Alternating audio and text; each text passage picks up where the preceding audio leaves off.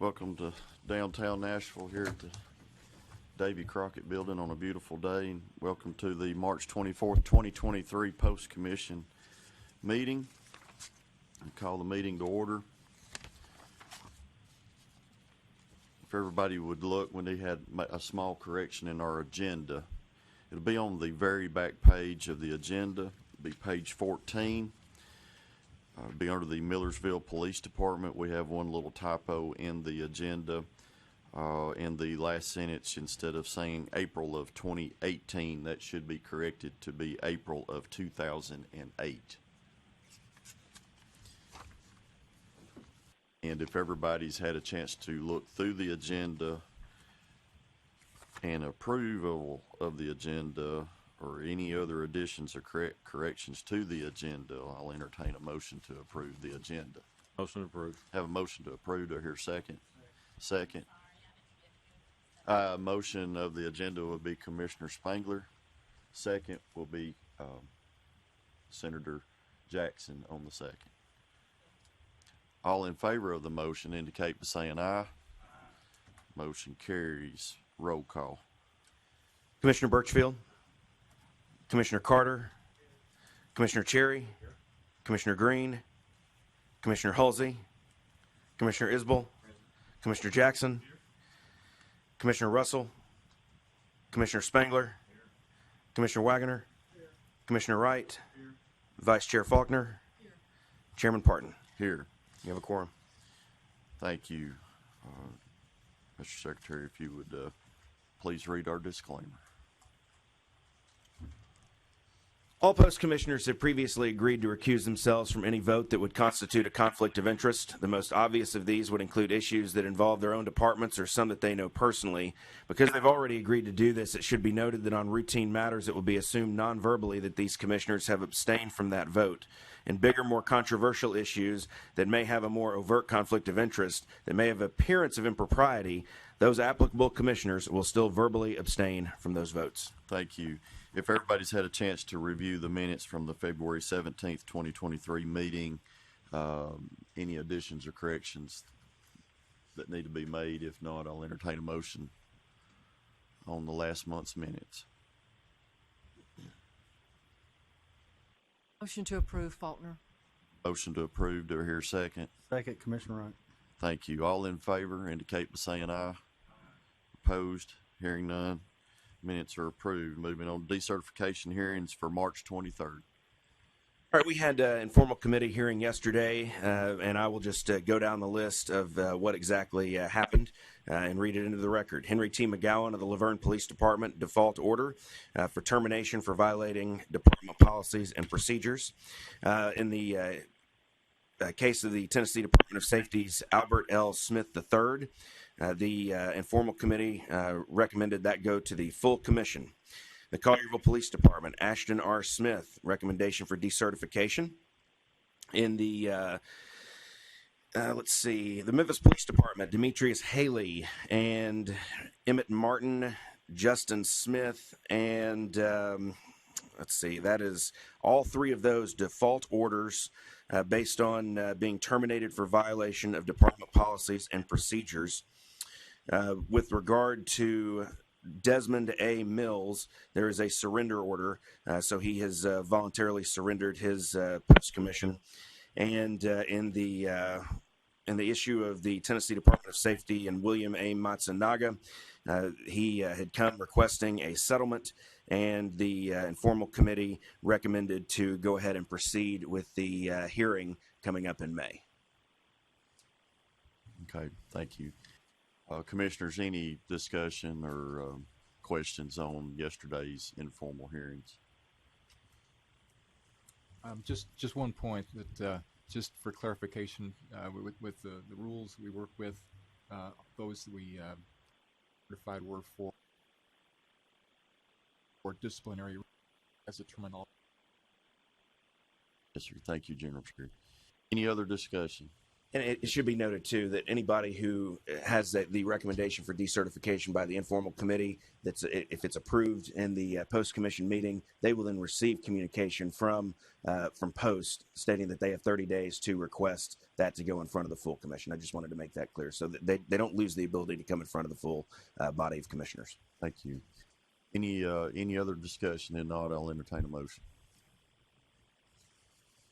Commissioner Wright, I'll make a motion to approve. Motion to approve. Do I hear a second? Commissioner Spangler, second. Commissioner Spangler, second. Any discussion on the motion? Hearing none, all in favor of the motion indicate by saying aye. Aye. Opposed? Hearing none, motion carries. Thank you. Moving on to page 3 of the agenda, preparing for pre-employment requirements. Clarksville Police Department. Clarksville Police Department requests a criminal record waiver for William Andrew Schwartz, hired February 27, 2023. In June of 2008, Mr. Schwartz was arrested in Plainsboro, New Jersey for DWI and underage consumption of alcohol. In December of 2008, Mr. Schwartz was found guilty of the charge and has since satisfied all court-ordered sentencing fines and fees. Is Clarksville Police Department appearing today? Thank you. If you would come to the podium and identify yourself. Stephen Hamilton. Thank you. Mr. Hamilton, what position do you have at the department? I hold the role of captain with professional integrity. Yes, sir. Thank you. And you're here today and asking for a waiver for Mr. Schwartz. Can you tell us what you found in your background investigation?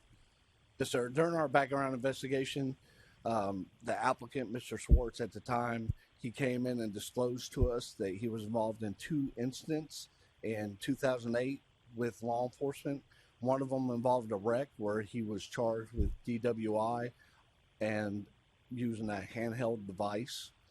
Another incident was later that year in November where he came home from college and he was charged with consuming underage and offering alcohol to minors.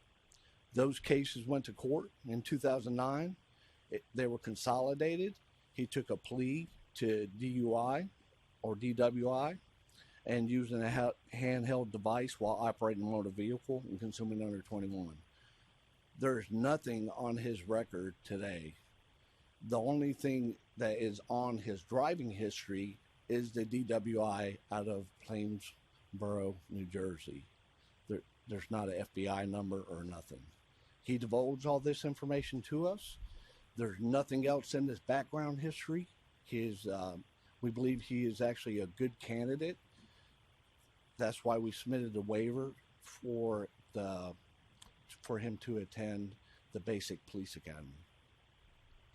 Okay, thank you. So when you run him NCIC, he does not come back with anything entered into NCIC is what you're saying? That's correct. Any questions of representative from the police department? Okay. Chief Faulkner. How old were you when this occurred?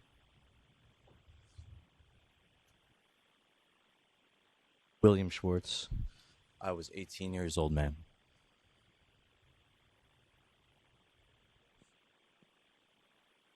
On the breathalyzer or blood test? No, ma'am, I do not recall. Mr. Schwartz, you've identified yourself. Can you go over with the commission kind of your history since a little bit about your work experience and how you've come to be here, where, what's your establishment here in Tennessee and whatnot? Can you just kind of give us a Cliff Note version of you? Yes, sir. After this incident, I went to college in New York City. After college, I entered into the business world. I moved down to New Orleans, Louisiana, where I worked in a large corporation. I was then transferred back to New Jersey, and then was recruited to a competing company in Colorado. After that, I started my own business and was the CEO of my own marketing company for 7 years. After that, I decided I wanted to enter into law enforcement to help the community more. I'd gotten involved in the community coaching youth sports. I have 3 children, all in youth sports. I've been married for 10 years.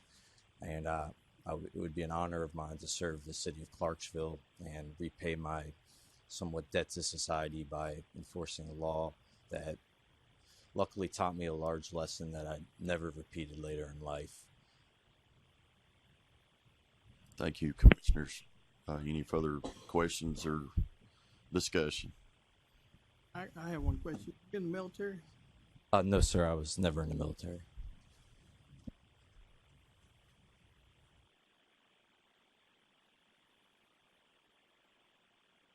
Commissioner Wright, I have a couple. Commissioner Wright.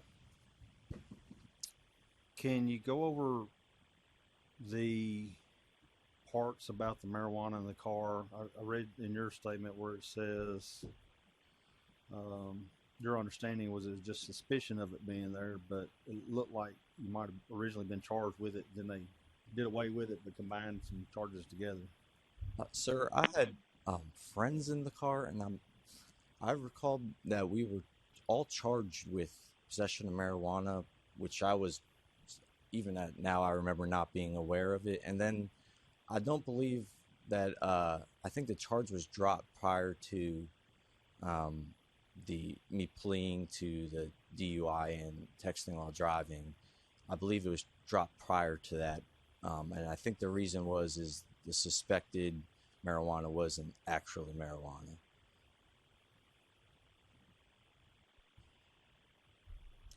General Cherry, do you have a question? Yes, thank you. Or it's just to kind of follow up on some of this. I'm assuming your degree was in marketing or business, or Sir, I dropped out my 4th year of college to enter into business in Louisiana. I was studying marketing with a minor in media. sounds like you managed to do okay without that last few classes, huh? Yes, sir. I did all right. And you said you've been married for 10 years now? Yes, sir. I met my wife in New Orleans, Louisiana, when I moved down there 2 months after I left college, and we've been married ever since with 3 children. What are your drinking habits nowadays? Sir, I don't drink at all. Very good. Thank you. Any other questions, comments from the members of the board? One follow-up Commissioner question. Wagner. Mr. Schwartz, how did you come about Clarksville? That's a great question, sure. When we lived in Colorado, we wanted to move. My wife is from Mississippi, and she wanted to move back to the South. And we found a happy medium in Clarksville, Tennessee, where we were near Nashville, a large city, which I wanted to do, and back in the South, where she wanted to be. And we had chose it based on some things like the school district for our children. And since we were both working from home for my business, we were able to choose anywhere in the country, and we chose Clarksville. And we're never going to leave, sir. You were self-employed. You came back to Clarksville to continue your business, Yes, sir. and then you got involved in the community and decided you want to be a police officer. Yes, sir. Any other questions or comments? Commissioner Isbell. So tell us a little bit about the charge of providing alcohol to minors, the situation there and the age of those individuals involved, please. Yes, sir. The individual, I believe, was 17. He was my best friend from high school. I came back on winter break from New York City to my small town in New Jersey, and we both went golfing and to the bar afterwards, where the police came and we were both charged with, and I received that charge of giving him beer at the golf course. Thank you. No further.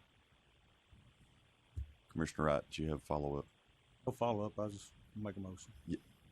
You're recognized, sir. I make a motion to approve.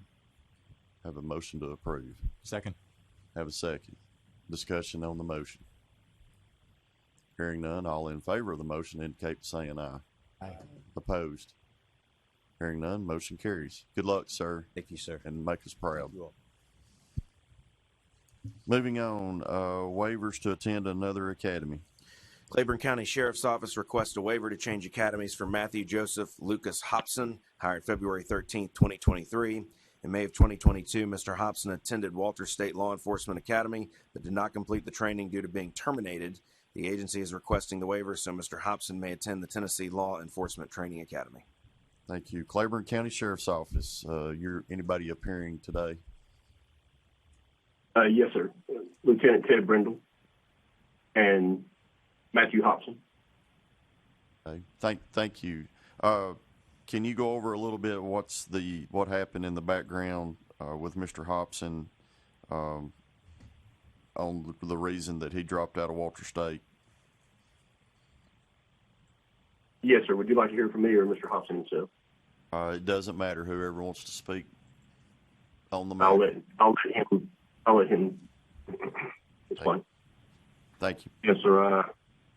I began the academy, and within several hours, my mom had just recently had achalasia surgery, and I have a brother, but he wasn't really helping as much, and she was desperately wanting me to come back home. So I was only there roughly about 4 hours before I quit and left myself to go take care of my mother.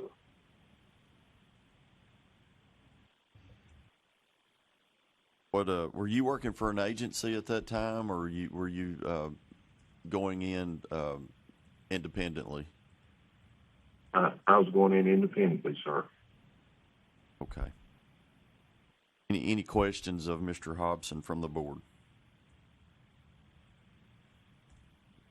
Commissioner Spangler, it says he was terminated. Did you just resign from the academy, or were Mr. Hobson? I resigned myself and I received a full refund for what I had paid to start it.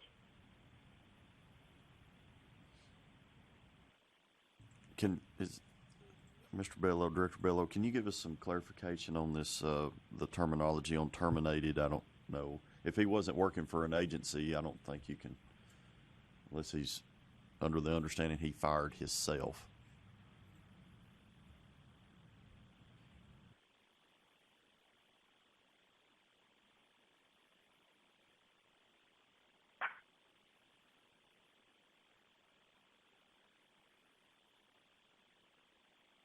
Just for clarification, Mr. Hobson was not with any official agency.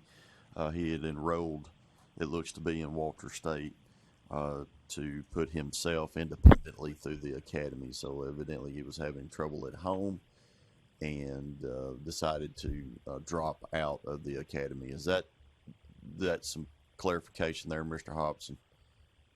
Yes, sir, that is correct. Okay. Does that answer your question? Yes. Sure. Okay. I'll make a motion. Have a motion to approve. Have a second. Any discussion on this motion? Hearing none, all in favor of the motion indicate by saying aye. Opposed? Hearing none, motion carries. Thank you and good luck. Thank you, sir. Lauderdale County Sheriff's Office. Lauderdale County Sheriff's Office requests a waiver to change academies for William Mustafa Williams. In January of 2022, Mr. Williams attended the Memphis Police Department Training Academy but did not complete the training due to being terminated. The agency is requesting the waiver so Mr. Williams may attend the Tennessee Law Enforcement Training Academy. Thank you, Lauderdale Sheriff's Department. Are you with us this morning? We're here by video. Okay. You've heard kind of the previous interaction we had in the last one. Can you do the same? Yeah, Chief Deputy with the Lauderdale County Sheriff's Office here about Williams.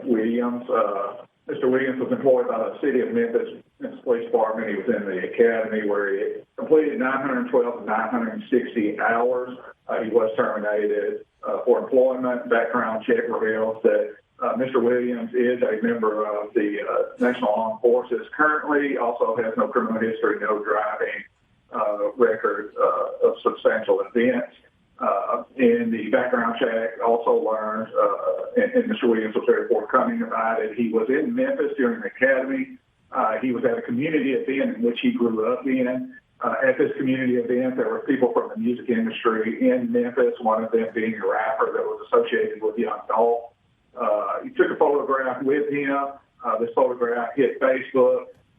This was with members of what Memphis determined are assumed to be gang members. And they so terminated him based on DR 101 and 104. which is compliance with regulation and personal conduct. Spoke with a member of his military, someone that he serves with, only got rave reviews and outstanding performance review from them. Also spoke with a member of the Memphis Police Department who's currently on the homicide division, who has personal knowledge of Mr. Williams. Also from them, they stated that they were also at the community event, that they do not believe that the termination was justified. They also gave rave reviews about the performance of Mr. Williams. We believe that he will be an outstanding candidate for service, and just ask that he be allowed to go to Tennessee Coastal Mission. Okay, Lauderdale. For the members to understand that Lauderdale County is in a large room with some background in the room. The acoustics in that room are very loud, and a lot of what you told us was kind of distorted. So I apologize. Yeah, so if we could hear from your potential hire there, I don't know where your microphone is located in your room, but if he could kind of get close to it so we don't have as much echo in that room. And, sir, if you could kind of go back over a little bit about why you were terminated. Yes, sir. So I believe it was June 24th actually June 23rd of 2022 was when they first called me in a room during training. It was a couple of business days before we were to graduate. We were finished with everything pretty much. Of course, we took the last test. I passed everything. I never failed a test. We took a test every Monday for 6 months. And I was even in talks with winning the leadership award among my peers. It was like 80 of us. And that next day, they brought me into the room again, asking me to describe the picture that came about. And I was really forthcoming with it. Can you hear me? This is Chairman Parton. Lauderdale County, I'm sorry, but we're going to have to probably push you into another appearance due to your audio, or we're going to work on getting you. I think Ms. Cooper's talking about we may have to get you on a phone. If you don't care, we're going to for momentarily here for a little bit, we're going to probably push you to the hill of the docket, and we'll get back with you. If you can go to maybe another location, to an office or something, but your conference room there, and combined to where we're working from right now is just not. We cannot get anything. So Ms. Cooper will be getting with you. Yeah, we'll move to a different location and come back on. All right, thank you. Okay. We're going to move on to the next one to be Memphis Shelby Airport Authority. Memphis Shelby County Airport Authority Police Department requests a waiver to change academies for Kenesha Shante Full of Love, hired January 10th, 2023. In July of 2022, Ms. Full of Love attended the Memphis Police Department Training Academy but did not complete the training due to being released from the academy for unauthorized absences. The agency is requesting the waiver so Ms. Full of Love may attend the Shelby County Sheriff's Office Training Academy. Memphis Shelby Airport Authority, are you present this morning? Yes, sir. Jarvis Harden, the training coordinator. Thank you. Can you go over a little bit as to the situation in this changing of academies? Ms. Full of Love was actively in the academy with Memphis Police Department when she was hired with our agency. Ms. Full of Love left the academy multiple times to attend 2 interviews, a psychological test, and a physical test. The last time she requested to leave, the Memphis Police Academy denied her request. Ms. Full of Love left anyway, and she ended up getting the job with the Memphis Airport Authority. And as far as the waiver request goes, we're requesting to send her to the Shelby County Sheriff's Office Training Academy due to retaliation. We didn't want to send her back to Memphis's police department.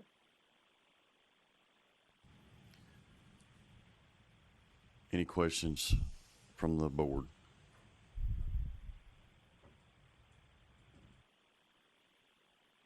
I have one question. How long was she in the academy? She was in the academy approximately 2 to 3 months. I know she had probably about a month and a half left before she was about to graduate. Yes. Do you know how many hours she had? I don't know offhand.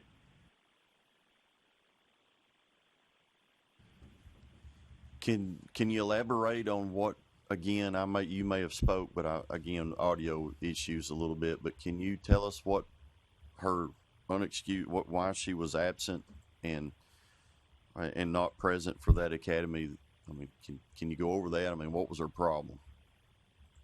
So the absences stemmed from her leaving to attend 2 interviews with our department, and the third or fourth one was for a psychological background test and a physical. So the last time she requested to leave the academy to attend the chief's interview, they denied her request, and she left anyway, so she can get the job with our department. Okay, so basically where we're at here, she was hired by one agency, and while she was in the middle of going to training, she was looking for another job and skipped out to go do interviews and whatnot to come to work for you. Is that what it is? She basically applied for MPD and with the airport, and she got a call back from MPD first, so she attended the academy, and we called while she was in the academy. Okay, so she committed to somebody, and then somebody made her a better deal. So it was something was greener on the other side of the fence, and we got terminated. Right? That's a great way to put it. That's a great way to put it. That's the way I operate. All right. Any other questions from the board?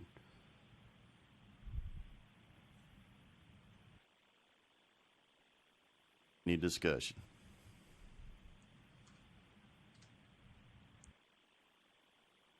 Any motions? Commissioner Wright, I'll make the motion to approve. Have a motion to approve. Commissioner Spangler, second. Have a second. I will say this for discussion, reference to the motion. You got a second chance here, so job shopping with the second academy you're in probably won't fare very well coming back for another waiver. But anyway, all in favor of the motion indicate by saying aye. Aye. Opposed? No. Have one no. Motion. One no. Motion carries. Thank you. Moving on, page 4.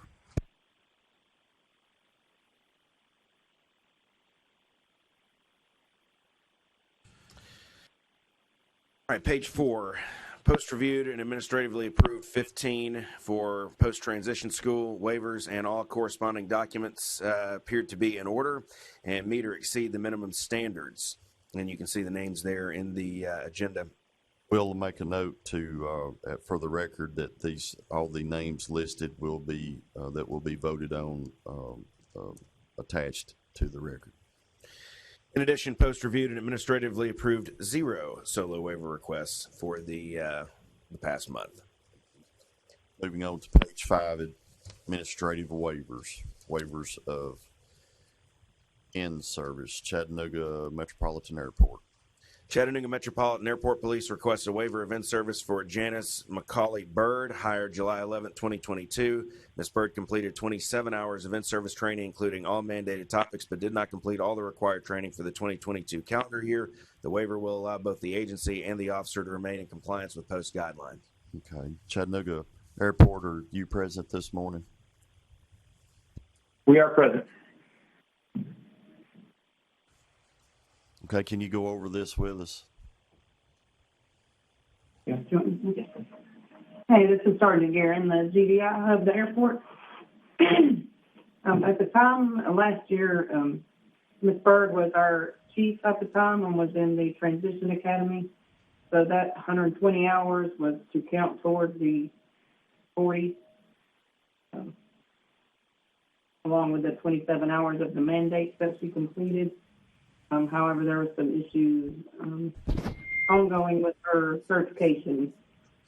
So we're just asking for a waiver since she did not complete the hours.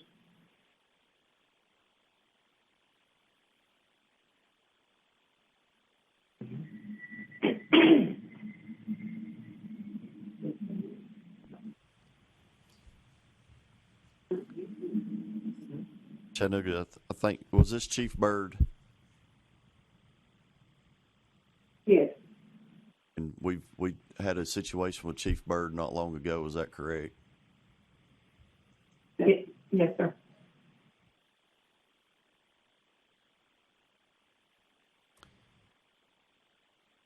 Is Chief Byrd present? I am. Ms. Byrd, what are you doing now? What is your capacity with your department?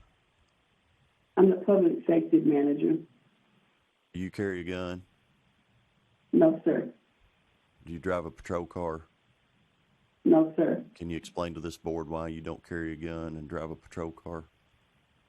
Because I'm not a police officer. I don't have my credentials. I'm still trying to get that squared away. Thank you. Any questions or discussion from the board? Hearing none, the chair will make a motion to deny. Motion to deny. Second. Have a Isabel. second. Comments? I couldn't understand why she did not meet her in-service. She got caught cheating on, Well, okay. yeah.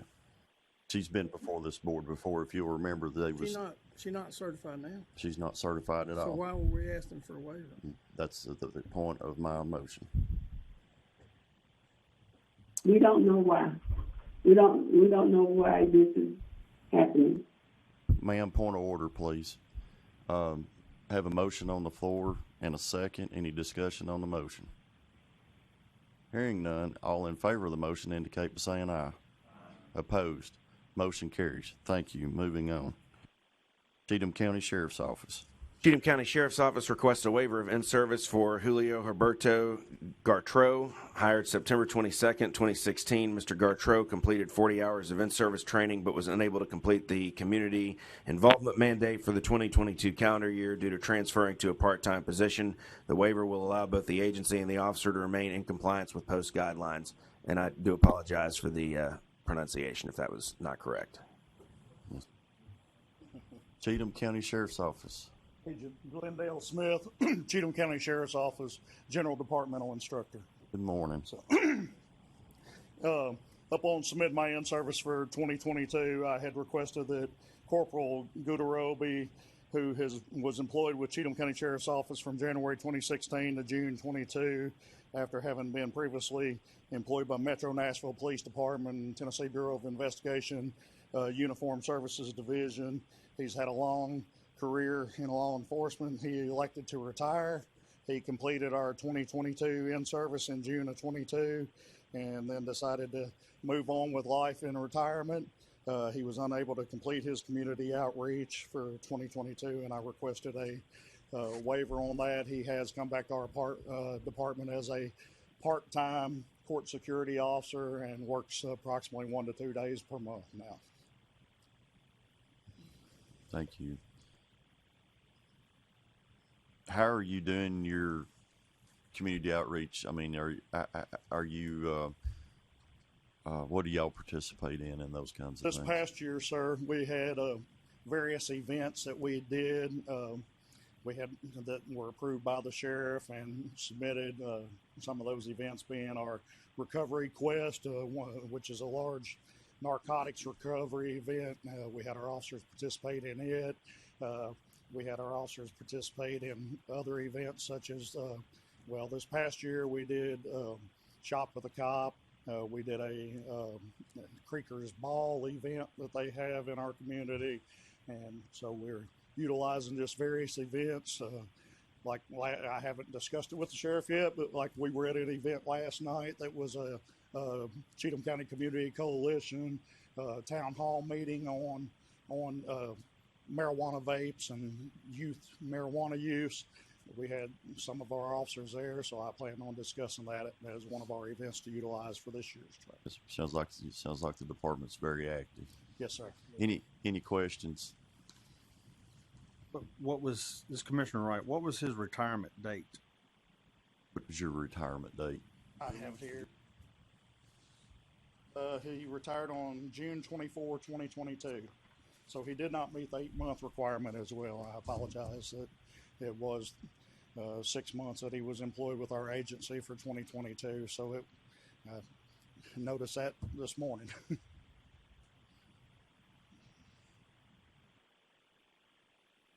Other questions? Commissioner Wagner. He formerly worked for Nashville PD. Yes, sir, he did. When did you retire? I'm originally from the Dominican Republic. I did 20 years with the National Police in the Dominican Republic.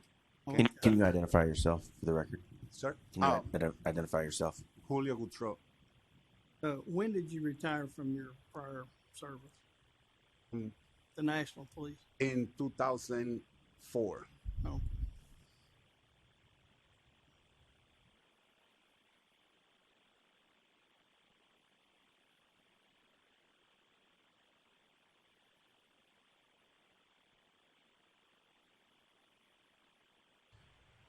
Director Bello, can you give us some clarity here on his service, and I'm what agency did he work at beforehand? What's the last agency he worked at where he was certified officer?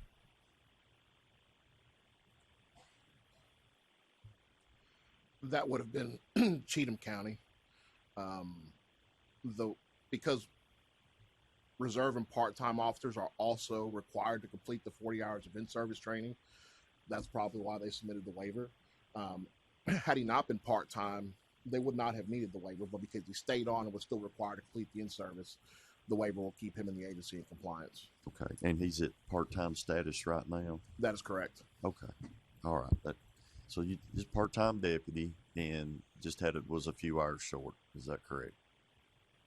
Yes, sir. He's just the 4 hours short on the community immersion. He completed all other in-service requirements. Okay. All right. Thank you. Any other questions or comments? Make a quick comment. Yes, sir. Being part-time at the courthouse, opening the door for the little old ladies coming in and out, I think we'd probably count that as well. So it wouldn't take much. And the little old men. And a little more.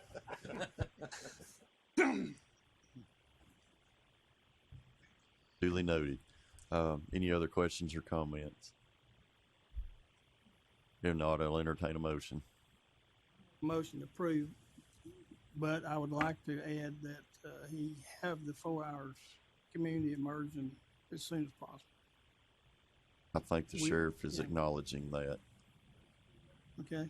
It may take them 4 hours to get back to Cheatham County from Nashville, fixing flat tires. Okay. But I'll second it, Commissioner Spangler. I think we need to do that right away. Okay. Have a motion and a second. Any discussion on the motion? Hearing none, all in favor of the motion indicate by saying aye. Opposed?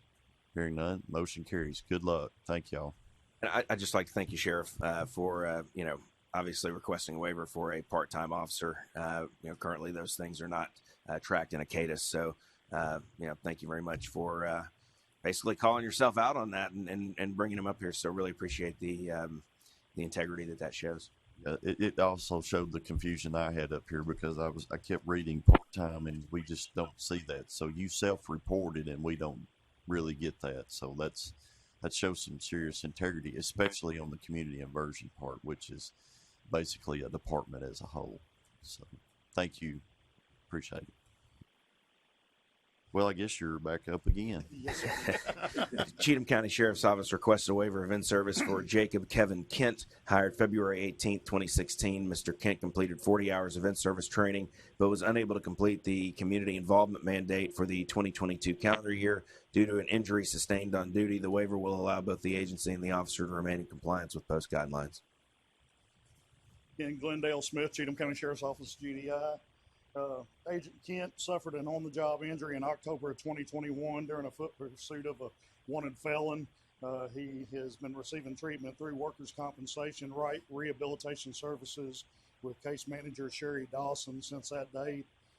Agent Kent completed our 2022 in-service in June of 22, and with the exception of the 4 hours of community immersion and outreach, Agent Kent went out for back surgery in July of 2022 and was released for full duty without restriction on 7 March of 2023. So he has just recently returned to us after multiple back surgeries. Yeah. Agent Kent worked, and I understand probably that you have some extracurricular duties within the department that you would have been, you're exempt. Okay. All right. So do y'all understand the situation there? I'll make a motion we approve. Have a motion, second. So here's have a second. Commissioner Carter. Any discussion on the motion? Hearing none, again, for discussion purposes, you've come above and beyond and really did not have to be on the agenda. So all in favor of the motion indicate by saying aye. Aye. Opposed? Hearing none, motion carries. Good luck, guys. Be careful driving home. Claiborne County Sheriff's Office.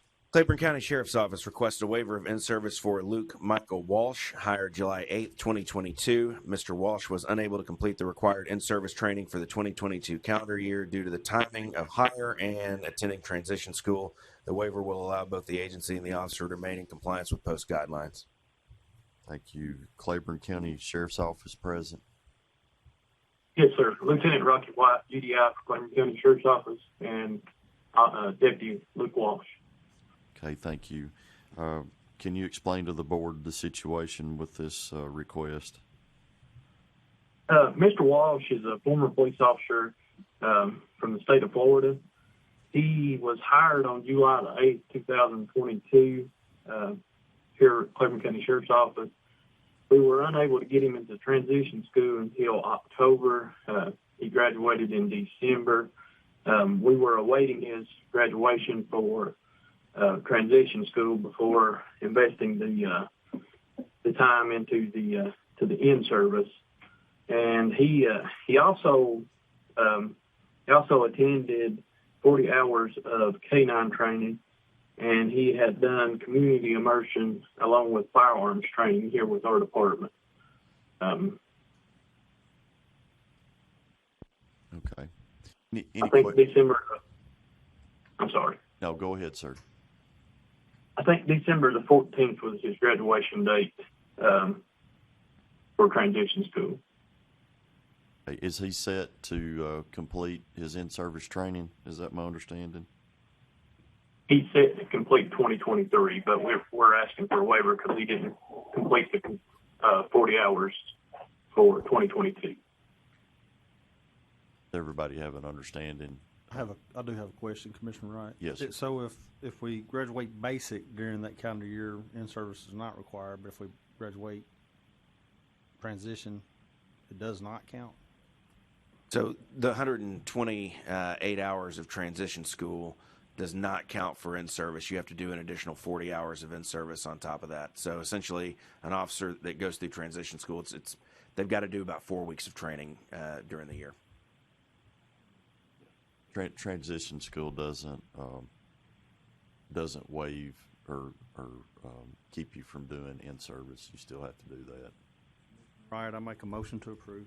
Have a motion to approve. Have a second. Commissioner Jackson. Any discussion on the motion? All in favor of the motion indicate by saying aye. Aye. Opposed? Hearing none, motion carries. Thank you. Moving on to page 6. Claiborne County Sheriff's Office requests a waiver of in-service for Cindy Leanne Taylor, hired April 6, 2022. Ms. Taylor completed 28 hours of in-service training, including all mandated topics, but did not complete all the required training for the 2022 calendar year. The waiver will allow both the agency and the officer to remain in compliance with post guidelines. Claiborne County, can you elaborate on this request? Yes, sir. Ms. Taylor left law enforcement early on in 2022. In January of 2022, took a job outside of law enforcement. She came back to law enforcement from Claiborne County in April of 2022. And during that time, in 2021, she had worked for a city agency here inside of Claiborne County. She completed 28 hours via academy here while at the Claiborne County Sheriff's Office. Ms. Taylor had informed us she was under the understanding that she had completed in-service training at the Tazewell Police Department once we were able to get Tazewell Police Department to send us those records, all that training was in 2021. And by the time we received those, then we were unable to get her 40 hours in for the rest of 2022. Okay, thank you. Any questions of the board?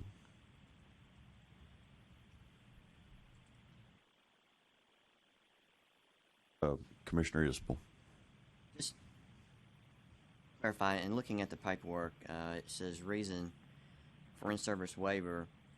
It talks about confusion if the hours of community service would be required or not, and then our department is one position down, and at times there's not time for the required training. We're all down. I'm 8 down, and 4 more that are off for other issues, and you know, this is a mandate for a reason, and I would like clarification on the actual reason that the time was not met. I apologize, sir, but I don't know where that's coming from. Are you sure that's associated with Claiborne County? Just for a point of clarification, that Commissioner Isbell, that's on the Columbia State Community College paperwork, I think. You may be one down. My apologies. That's okay. Thank you. Yes, sir. Any other questions of Claiborne County Sheriff's Office? If not, I'll entertain a motion. Have a motion to approve. Do I hear a second? Second, Commissioner. Commissioner Spangler recognized as the second. Any discussion on the motion? Hearing none, all in favor of the motion indicate by saying aye. Aye.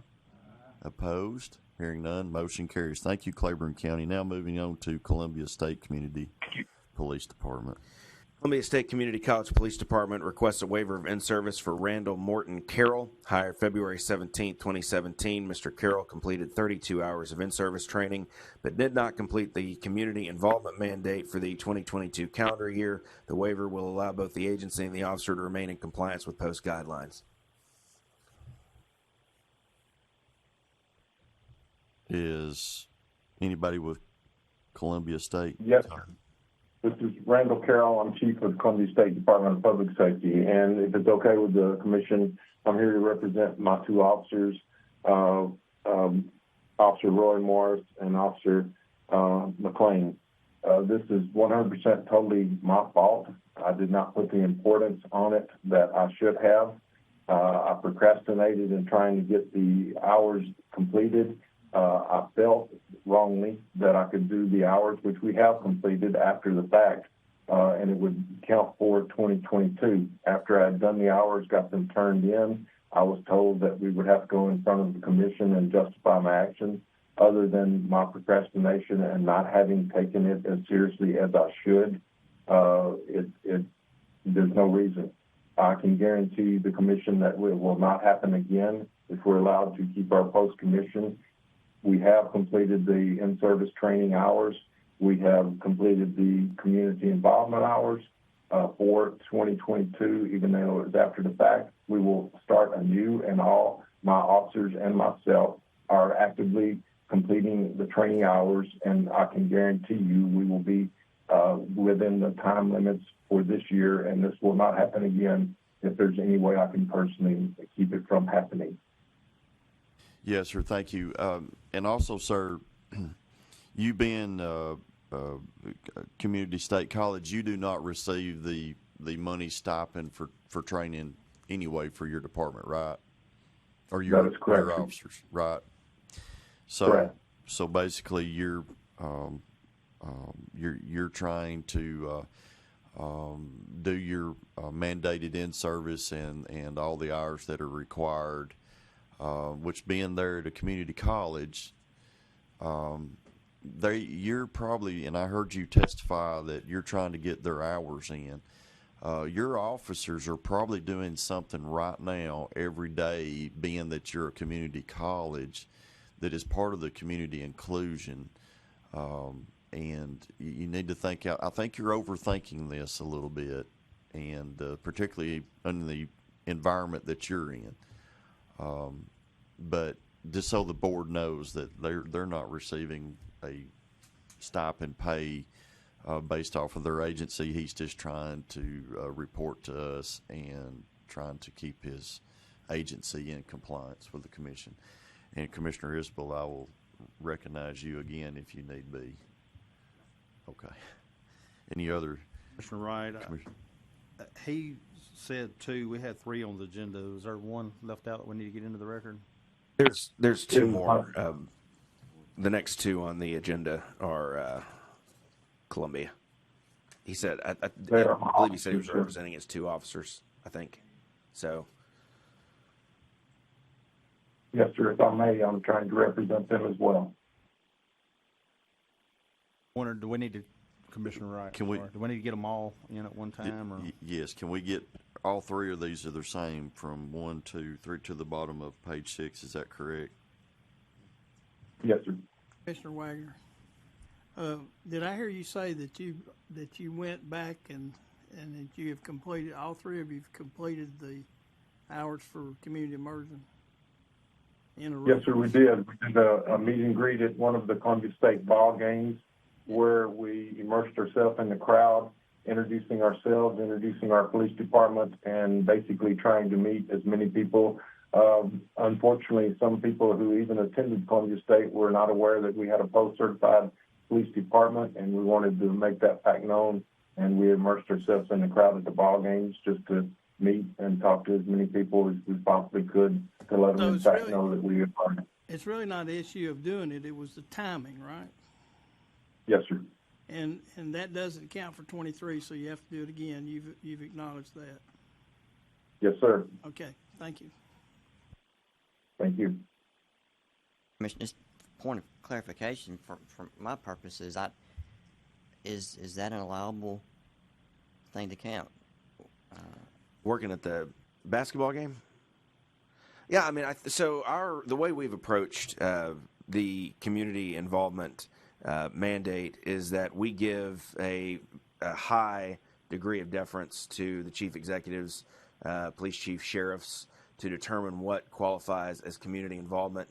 It didn't sound like to me they were there working the security of the event.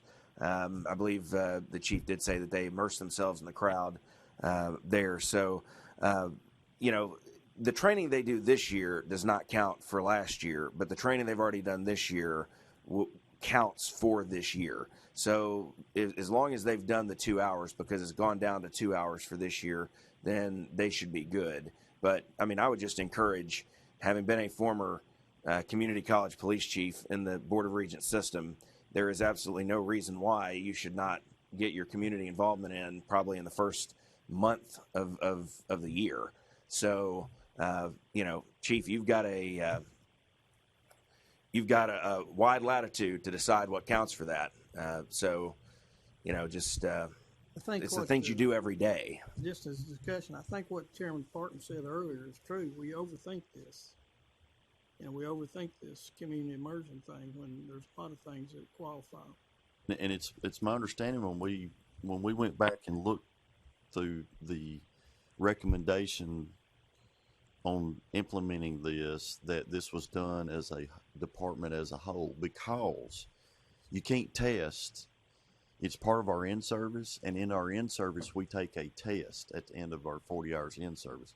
How do you test for community immersion? You don't. So that's the reason we came back and all that big discussion we had and all that rulemaking, that the department administrators would basically self-report, our department and our officers have completed XYZ so many hours. Is that still kind of clear on that? Commissioner Wright, which I was back on the task force when all that first got started, and we kind of was leading it to the direction of things that are not your normal police duties that you would do, that you're not as a police officer, you don't have to stop on the side of the road to help the change a tire. You don't have to jump start the battery on campus as a police officer, but those type things are outside your normal police duties. We should be doing those anyway, and I think that's what.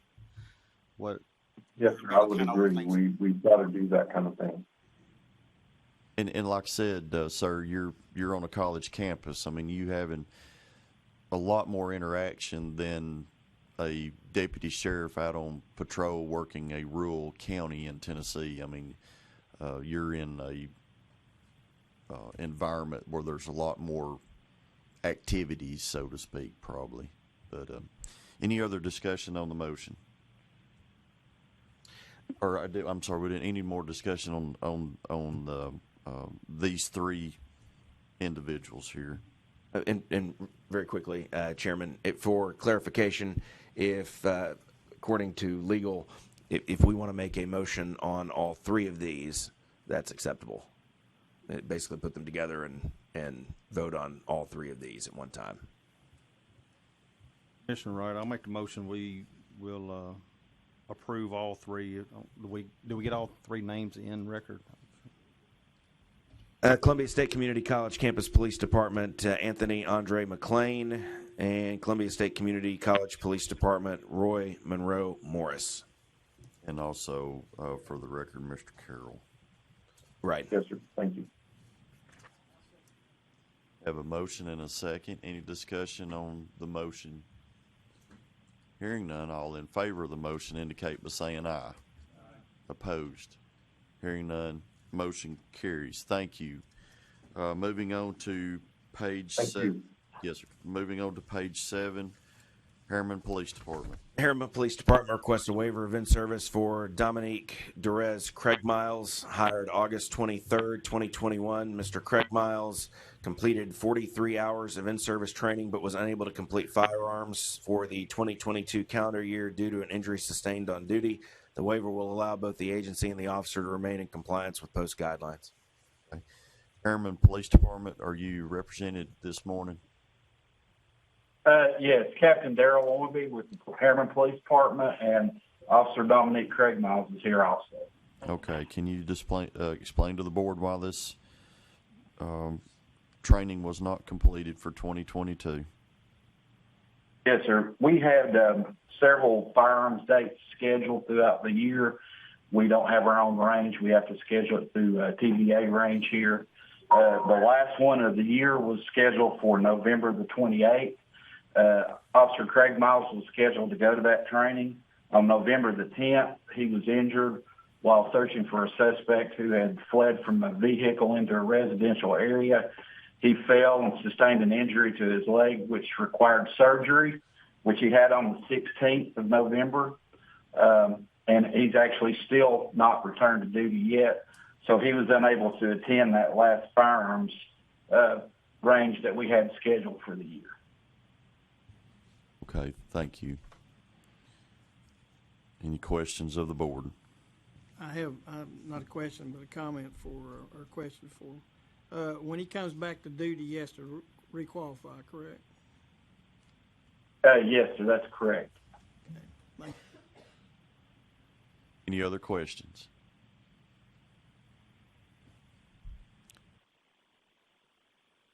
If not, what's the board's wishes? Commissioner Wright, I'll make a motion to approve.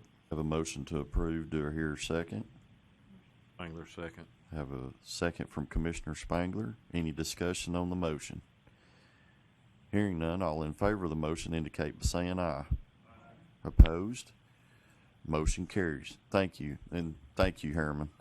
Moving on to waivers of the 6-month rule, Gordonsville Police Department. Gordonsville Police Department requests a 6-month waiver for Ian Clint Grigg, hired August 29th, 2022. Mr. Grigg attended the Tennessee Law Enforcement Training Academy in January of 2023, but was unable to complete the training due to being injured. If medically cleared, Mr. Grigg is scheduled to reattend the Tennessee Law Enforcement Training Academy in April of 2023.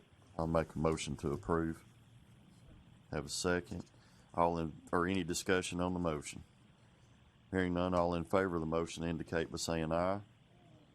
Opposed? Hearing none, motion carries. Hamilton County Sheriff's Office. Hamilton County Sheriff's Office requests a 6-month waiver for Timothy Russell Mal Jr., hired June 30th, 2022. Mr. Mal has been unable to attend a basic police academy due to staffing issues. However, Mr. Mal is scheduled to attend the Walter State Law Enforcement Training Academy in April of 2023. I'll make a motion to approve.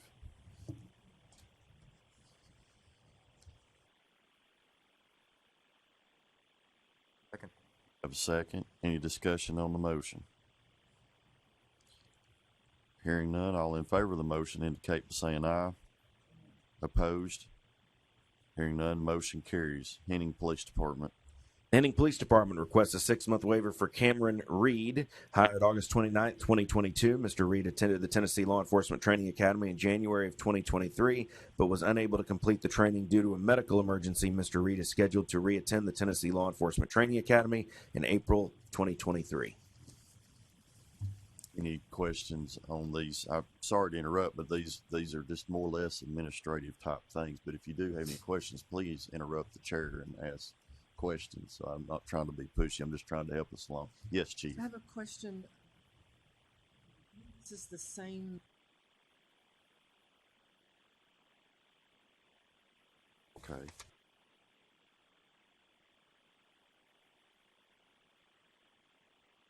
Cameron Reed.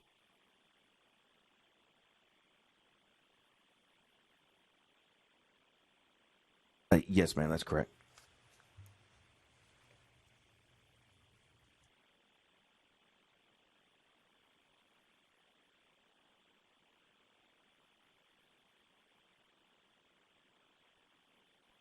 Ms. Commissioner, I want to make a suggestion we move page 13. Okay. I have a motion to move this request to page 13 to join with that at that time. Is that your motion? That's my motion. Do I hear a second? Second. Have a second. Any discussion on what we're doing? Hearing none, all in favor of that motion indicate by saying aye. Opposed? Motion carries. So that will be carried over to page 13 to be dealt with. Moving on to page 8, Mountain City Police Department.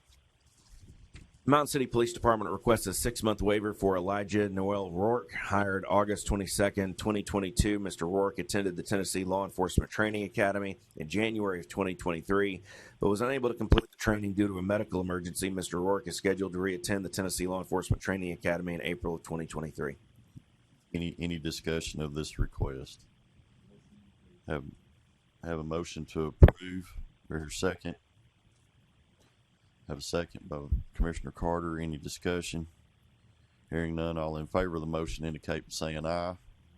Opposed? Motion carries. Moving on to Oak Ridge Police Department.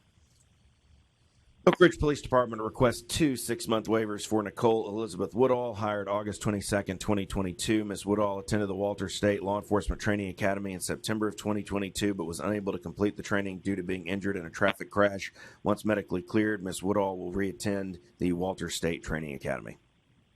Discussion on the request. Hearing none, I'll make a motion to approve. Commissioner Wright, second. Any discussion on the motion? Hearing none, all in favor of the motion indicate by saying aye. Opposed? Motion carries. Waivers of the 8-month rule. Bolivar Police Department. Bolivar Police Department requests an 8-month waiver for Jimmy Lee Fletcher, hired January 13th, 1984. In August of 2022, Mr. Fletcher was placed on medical leave. During his leave, Mr. Fletcher completed the required 2022 in-service training.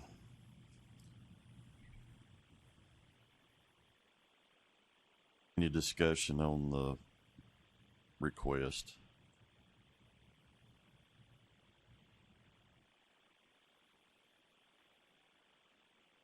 Motion to approve. Do I hear second? Have a second. Any discussion on the motion? Hearing none, all in favor of the motion indicate by saying aye. Opposed? Hearing none, motion carries. Clinton Police Department.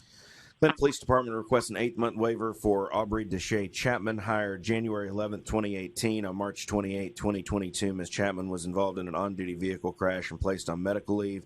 Ms. Chapman completed the required in-service hours for the 2022 calendar year. Any discussion on the request?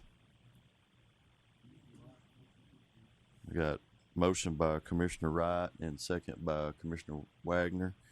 Any discussion on the motion? Hearing none, all in favor of the motion indicate by saying aye.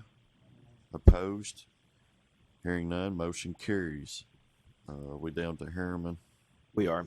Harriman Police Department requests an 8-month waiver for Kent Allen Warren, hired November 11th, 2008. On July 8, 2022, Mr. Warren retired in good standing. Prior to retiring, Mr. Warren completed the required 2022 in-service training.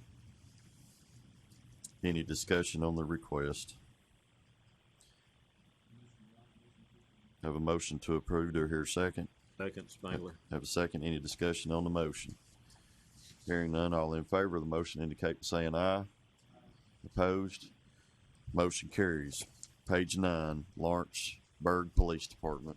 The Lawrenceburg Police Department requests an 8-month waiver for John Candler Sanders, hired November 15th, 1993. On July 5th, 2022, Mr. Sanders retired in good standing. Prior to retiring, Mr. Sanders completed the required 2022 in-service training. Chair makes a motion to approve. Second. Have a second from Commissioner Spangler. Any discussion on the motion? Hearing none, all in favor of the motion indicate by saying aye. Opposed? Hearing none, motion carries. Roane County Sheriff's Office. Roane County Sheriff's Office requests an 8-month waiver for Joseph Leo Bruglio, hired November 20th, 2017. On August 12th, 2022, Mr. Bruglio retired in good standing. Prior to retiring, Mr. Bruglio completed the required 2022 in-service training. Chair makes a motion to approve the request. Do I hear a second? Commissioner Wright, second. Any discussion on the motion? Hearing none, all in favor of the motion indicate by saying aye. Opposed? Hearing none, motion carries. Moving down to waiver for medical, Maryville Police Department.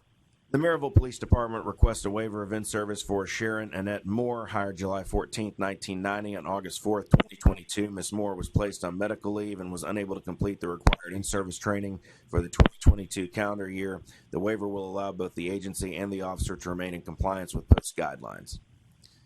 Maryville Police Department, somebody appearing this morning. Yes, sir. Sergeant Travis Brown, GDI. Yes, thank you, Sergeant Brown. Can you discuss with the board a little bit about the request? Yes, sir. So Captain Moore was, she completed 28 hours total. 24 was specialized training, and she was able to complete 4 of her community and officer interaction. However, she was not able to complete any of the mandates, including her firearms training, due to her medical leave. Any questions of the board?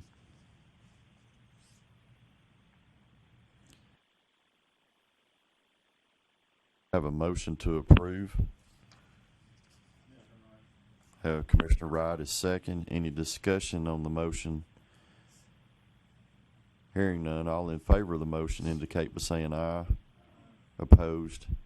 Hearing none, the motion carries. Thank you, Maryville, for attending this morning. Woodbury Police Department. Woodbury Police Department requests a waiver of in-service for Robert Brennan Brock, hired April 28, 2007. On October 23, 2022, Mr. Brock was placed on medical leave and was unable to complete the required in-service training for the 2022 calendar year. This waiver will allow both the agency and the officer to remain in compliance with post guidelines.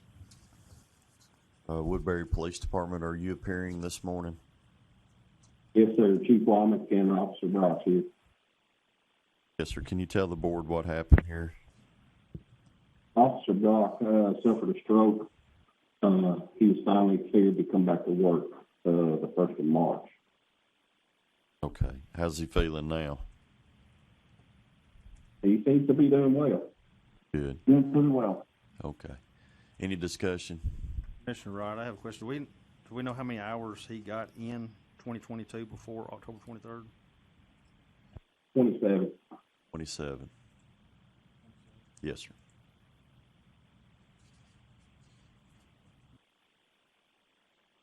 Commissioner Wright's made a motion to approve. Do I hear a second on the motion? Second. Have a second from Commissioner Spangler. Any discussion on the motion? Hearing none, all in favor of the motion indicate by saying aye. Opposed? Motion carries. Thank you. Moving on to page 10 of the agenda. Post has reviewed and administratively approved 8 military waivers. All corresponding supporting documents appeared to be in order and met or exceeded the minimum standards set forth by this commission. Moving on to Section 9, application for training officers. The post investigators have reviewed and approved 6 applications for training officer, and they appear to meet criteria for approval. We have one officer, Conrad Kenneth Call, that he has been informed that he has 1 year to complete the instructor development course or an approved substitute. Chair makes a motion to approve. Commissioner Wright's recognized as a second. Any discussion on the motion? Hearing none, all in favor of the motion indicate by saying aye. Also want to revert back, I think, was it Lauderdale County? It was. I think this would be a good time to, Ms. Cooper, is Lauderdale County, is he up there? We're here. Okay, you sound much better now, sir. Thank you. I apologize. I probably should have tested our new system before we come on. That's okay. Let us go back to in our agenda, and I'll try to find you. Page 3? Yes, page 3. Okay. We're going to revert back to page 3 quickly here to Lauderdale County Sheriff's Office request of a change of academies for Mr. Williams. We understood parts of what you were telling us, and could you just briefly, in a Cliff Note version, tell us why Mr. Williams was terminated? Yes, Mr. Williams was at the Memphis Police Department. He attended 912 of 960 hours. Essentially, he was terminated based on DR 101, Flying for Regulations, DR 104, personal conduct. Essentially, it stemmed from he was in a community organized events in a community in which he grew up in Memphis. There were some musicians, rappers at this location in this community event. He took a photograph with one of them. Essentially, Memphis Police Department designated these people as gang members, and because he was in the academy at the time, terminated him from the academy and from employment from the Memphis Police Department because of that. Okay, and this happened in January of 2022? That's correct. That's correct. And I know, too, he is a current member of the military. He also works as a jailer for the Fayette County Sheriff's Office. Okay. Has he ever worked at any other agency besides being in the academy for Memphis Police Department? He has not. Okay. Mr. Williams, are you there, sir? Yes, sir, I am. Okay. Can you tell the board just a little bit about what this interaction was that caused Memphis to separate from you? Absolutely. Again, my name is William Williams. I attended the Memphis Police Department's Academy January 2022 up until June 24, 2022. I was at a community event in Magnolia and Cascade in Memphis, Tennessee, where I grew up from. It was a back-to-school event / fundraiser, and artists were there of the late Young Dolph's Paper Route Empire music group. And I took a picture with this artist that I grew up with. I didn't really know his, legal name, and I knew him before the fame. And, we took a picture, and they apparently June 24th, right the week before we was about to graduate, finished with all testing, passed every test throughout the whole 6 months. Apparently, I was informed by a chief deputy that an officer that came in for in-service came in with a picture of us that we took that was prior. The picture was taken of August 2021, prior to me joining the academy. I wasn't a city employee at all. And they me being affiliated with a gang, which is far from true. I've never been in a gang. I've never been arrested. I'm 25. I have no kids. I was raised by both parents. I've been in the United States Army Reserves for 6 years now, and I'm still serving. And I think they wronged me, honestly, and I just want another opportunity. I've been fighting tooth and nail for the past few months that it happened, trying to just get another opportunity to go through another academy if I had to. Honestly, I feel like I already earned it, but when you want something bad, you do what you have to do to earn it again. So I just ask the board to give me grace and allow me to, complete another academy. Because I did it once for 6 months. I can do it again for 3. Thank you, Mr. Williams. Any questions from the board? Commissioner Wright, Mr. Williams, I know, and you said it was because you had the picture with somebody that they identified as a gang member, were you flashing gang signs or anything in that photo, even though you say you were not ever a member of a gang? Negative. I had my hand gesture, which I explained when they brought me in to speak about it, and I was completely transparent about the picture, was a C for Castellian, which is our neighborhood, no different than an M for Memphis. I spoke with the chief deputy that told me that they passed the investigation on to the gang unit, and he informed me that they came up with nothing because I'm not in a gang, never been in a gang. Commissioner Wright, I'll make a motion to approve it. Motion and a second to approve the request. Any more discussion on Mr. Williams's motion or Mr. Wright's motion on behalf of Mr. Williams? Hearing none, all in favor of the motion indicate by saying aye. Opposed? Hearing none, motion carries. Good luck, Mr. Williams. Thank you, board. I apologize for the audio. That's okay. It's not the best on our end either, so we got it worked out. Did we have one more? Did we? No, we pushed one to the new business. That was the hinting. Correct. Yeah. Okay. All right, applications for certified instructor.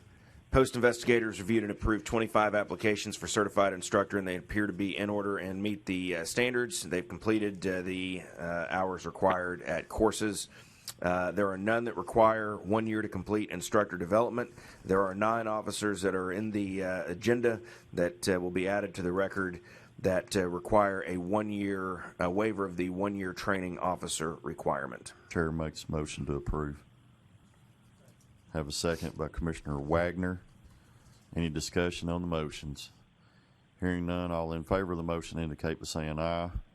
Opposed, motion carries. Curriculum and tests. Post investigators have reviewed and approved 300 in-service and specialized training classes this month. They appear to be in order and meet or exceed minimum standards set forth by the requirements of the Commission. They've made note of these training offerings meet the post requirements for firearms, EVOC, mental illness, child abuse, etc. Chair makes a motion to approve. Commissioner Wright, second. Any discussion on the motion? Hearing none, all in favor of the motion indicate by saying aye. Opposed, motion carries. Changing over to page 12 of the agenda. No old business to discuss. Moving on to new business, Cleveland State Law Enforcement Training Academy. Request approval of their 2022 annual report. Any discussion about the annual report? By chance, what kind of numbers, I haven't asked this before, but what kind of numbers are they turning out? These, like Cleveland and Walter State yearly? So I don't have the numbers on Walter State at this time. We'd have to go back probably and look at their annual I'm just report. Curious how many they train a year. Sure. So looking at the annual report for last year for Cleveland State, they had 51 officers completed their training at Cleveland State last year.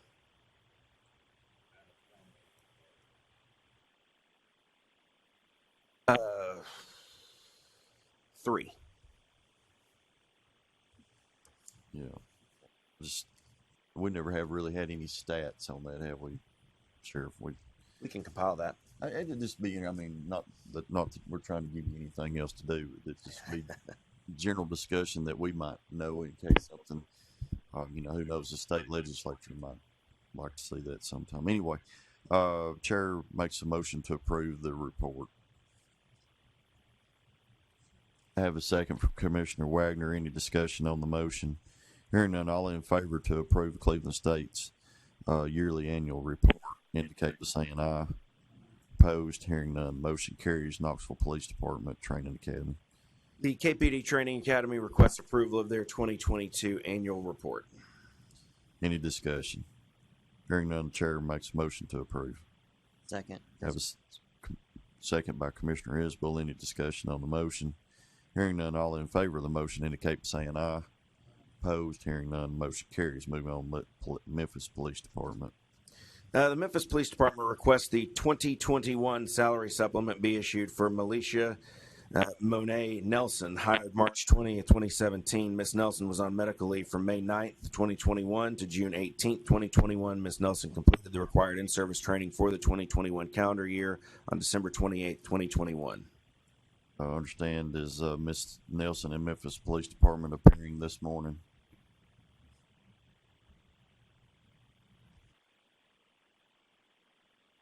Memphis Police Department, are you on this morning?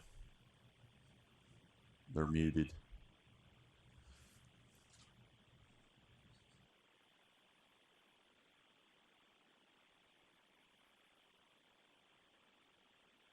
Yeah, we can't hear you this morning. Memphis, your technology's not cooperating with us. Nod your head if you can hear us. Yep. Okay. Is there any, Mr. Director, can you give us some insight here on this request that maybe we can resolve this without having to speak with Memphis? Is there any details you can give us on this?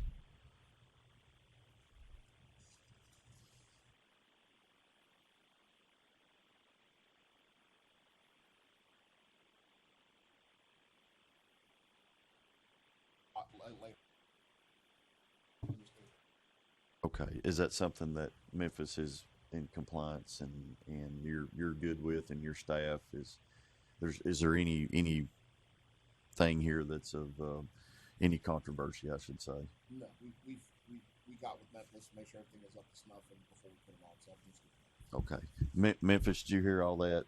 The director saying that everything's good with you, and we're going to discuss this a little bit here. Just shake your head, yes or no, if you agree with what I'm saying. Okay, thank you. All right, any discussion from the board?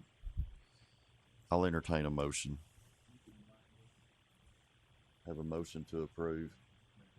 Have a second, and would like to hear from the executive secretary during the.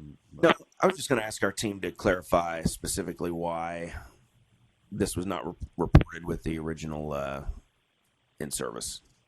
If they're requesting, if we could just explain, Kat, I don't know if that Supervisor to Kat Cooper, if that's one that you handled and would be able to speak about, but can you just give the commission some background, the commissioners some background on why exactly we're going back to the 2021 calendar year?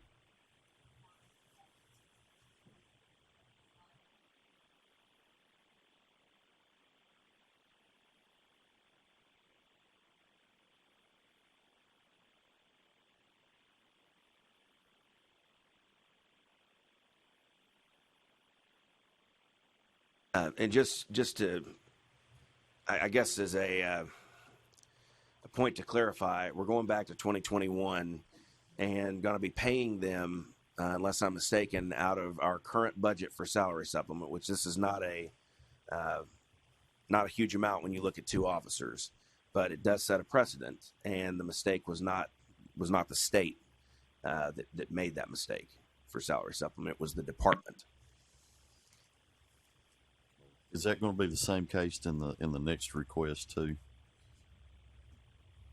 That's correct.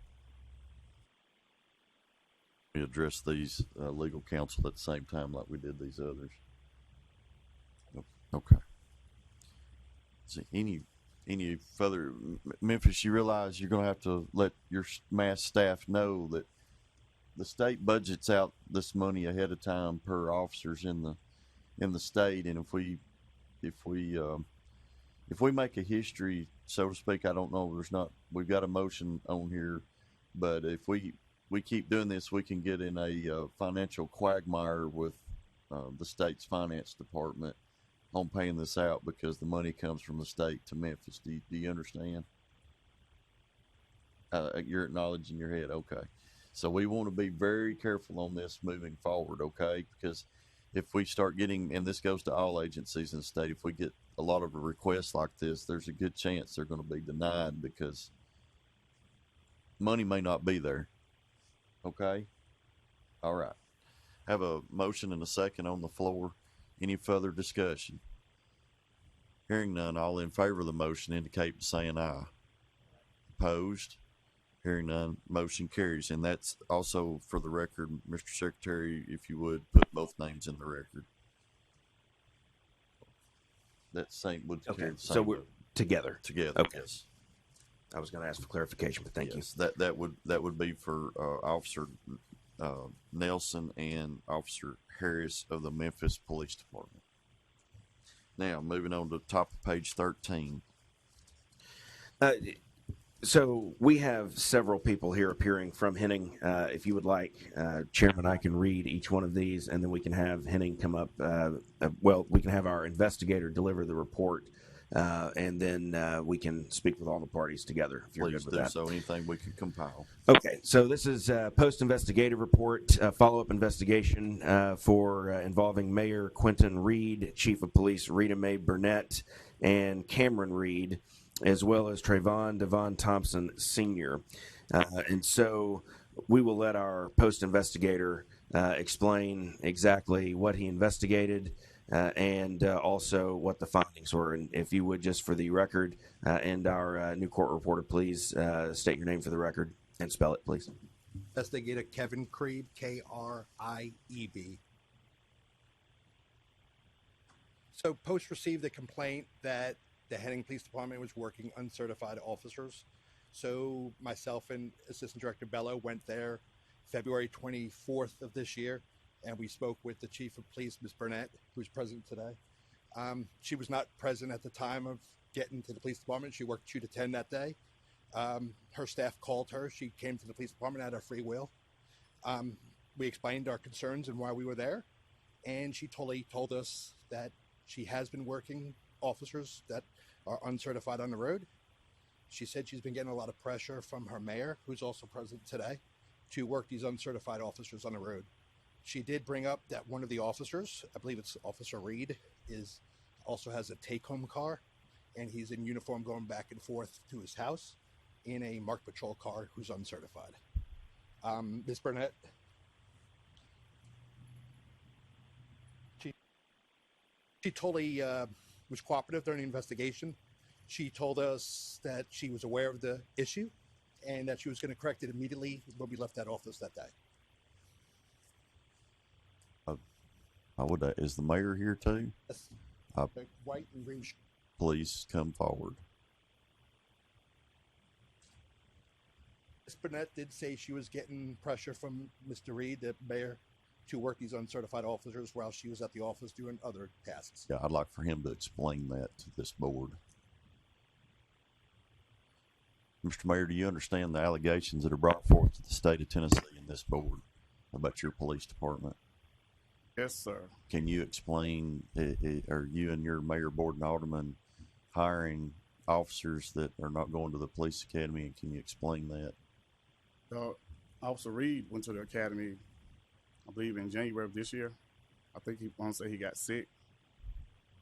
And Officer Thompson is going to go next month. Well, we're seeing here Reed, Thompson,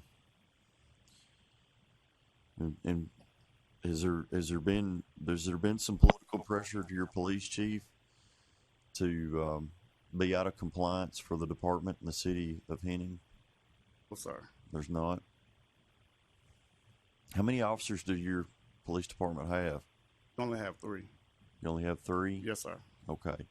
And how long has the chief been working for you? I just become mayor back in December of last year. Bill? But I want to say she has been there maybe since 2021, I believe. Okay. Or Did 20. the post investigator there had a chance to explain to you the laws and regulations that the state has about oversight on police departments and the requirements of police officers in the state? Well, sir, I didn't get a chance to talk to him. Okay. I don't talk to the chief. I'm sure you're probably fixing to find out. Okay. We'll talk to the chief there for a minute. Yes, sir. Yes, sir. Chief, feel free to speak freely. If you would identify yourself. Yes. M. Burnett. If you would pull that microphone down to you just a little bit, and you can take your mask off a little bit if you need to. Thank you. If you would explain this situation to this board. Before when I first started, it was only two of us. It was the chief and myself, and then we hired 2 other people. Then we had 5 on the whole roster. Then we lost people. Then we gained 2 more people. So right now we have 3. We had 4. We lost 2 more. We can't keep people because of the cost. We don't make enough money. And the mayor and board stated that we need to be on the street. So we have to patrol. I can't be in the office doing chief's work, doing tibers, doing tech, and be on the street all the time. So I have to limit my time in the office and outside. I am doing the very best that I can do. I did explain that will not happen again. We are riding 3 in a car right now. Ma'am. And as mayor, I want you to hear, as a small department like that with your police chief, we can't hire folks and just throw the keys to a car and turn them loose, because they'll have to work under her until they can get into the academy, and it's a whole long procedure. So you need to go back and explain to your board that, you know, even though you want a police department, there's going to have to be other ways and means of maybe working within the county or working with other agencies to bring in some folks in that may be wanting to work part-time until you get these folks that you want full-time, is my understanding, certified and that kind of thing. Does that make sense? You're going to have to think outside the box, because you're putting the chief, as the mayor, you're putting the chief in a bad light, a bad position, and the city of Henning in a bad liability. I'd like to just also state to the mayor, your police chief.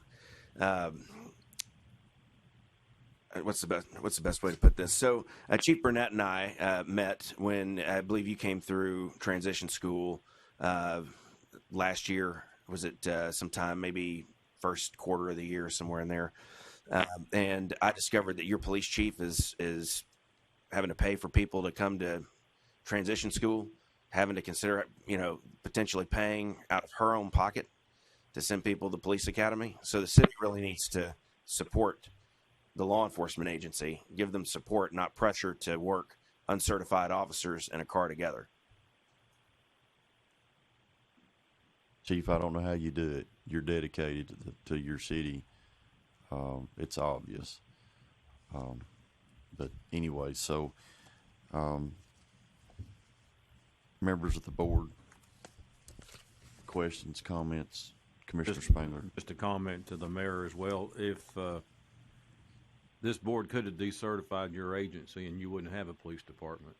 So you need to make sure that you're aware of that, and that support needs to go to your chief as well. Any other? Yes, please. The biggest concern that I had when I was there is Ms. Burnett, Chief Burnett, stated that some of the officers were doing traffic stops alone, and that she would have to come to the scene from the police headquarters and make sure that the situation was legit for a ticket to be issued and stuff like that, and also the take-home vehicle of a uniformed officer back and forth to their house that is not certified. Those are the 2 biggest concerns we had, but Chief Burnett was nothing but transparent and was totally forthcoming on everything that we asked her about. Has it been conveyed to them that they're not to conduct any law enforcement duties, traffic stops, answering calls, pursuits, anything without being in a FTO situation? I mean, I understand what's going on, but the tragedy that could happen, yes, sir, that's a time bomb. We had a meeting of the minds, and they had an SUV of one of their marked vehicles, and we came to the conclusion that one officer would drive the car, one would be in the passenger seat, and one would have to be in the back seat during patrolling times. And if they needed a transport officer, they may have to call Lauderdale County or another adjacent agency to assist them. That was what we came up on that date when we did our visit. Okay. Commissioner Wagner. So, if I'm understanding this right, you have 3 officers, including yourself. 2. And are you certified? You're certified. You're the only certified officer. Isn't there a possibility they could get some help from Lauderdale County Sheriff's Office temporarily? We just had the sheriff on here, you know. And that's something that we may be able to. I mean, the city's still in the county. Yeah. Have you asked for any help from the sheriff? I have. And are you getting any? Is there, let me. I guess I won't say let, this. let me interrupt you there for a minute. Mayor or Chief, are you aware of any memorandums of understanding or mutual aid agreements between the City of Henning and Lauderdale County Sheriff's Office? I am. There is a mutual aid agreement.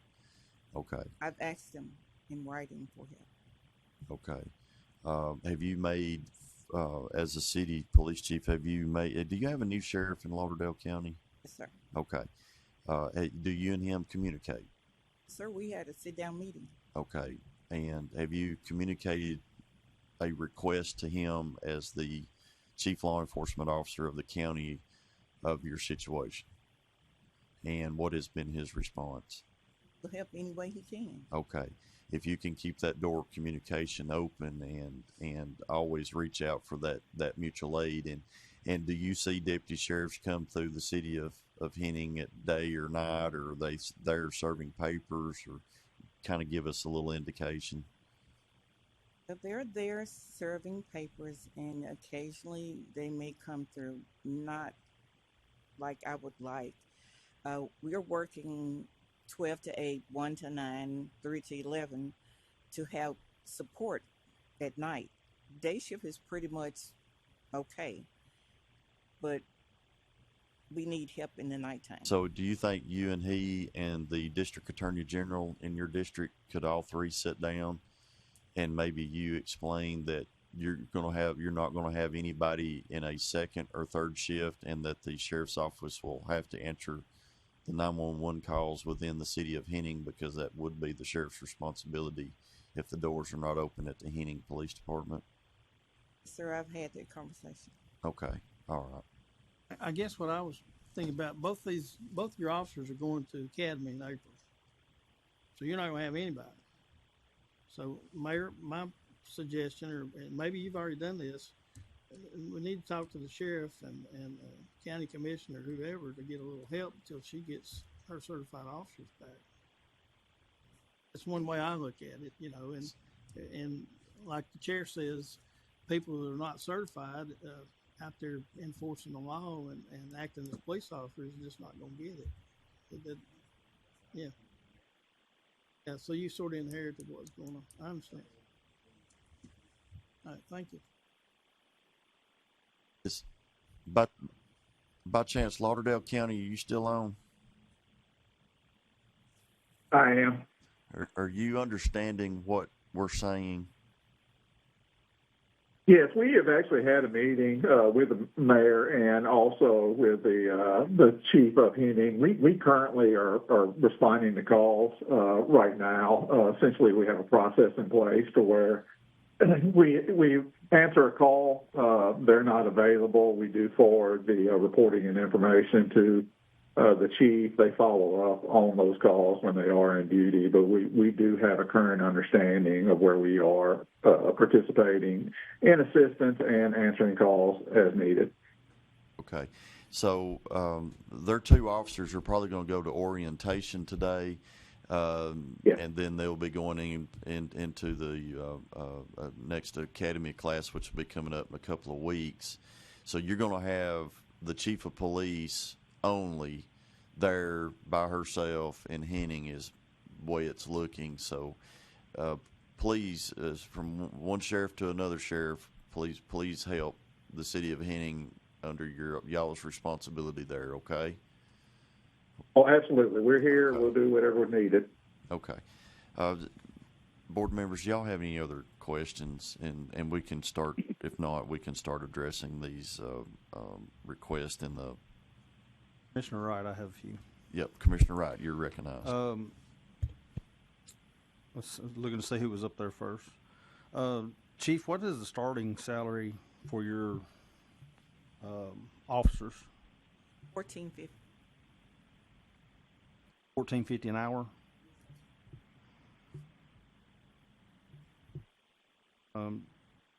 Is your biggest problem having officers just hopping departments? Some of it, yes, sir. The pay is the other.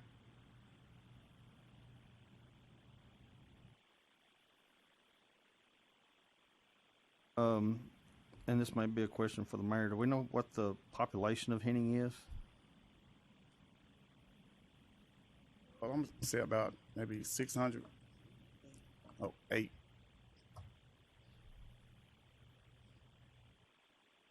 I just want to make a comment too, Chief. I'm not sure where this is going to go yet, but it's not just the city of Henning that would be responsible if an incident did happen with uncertified officers.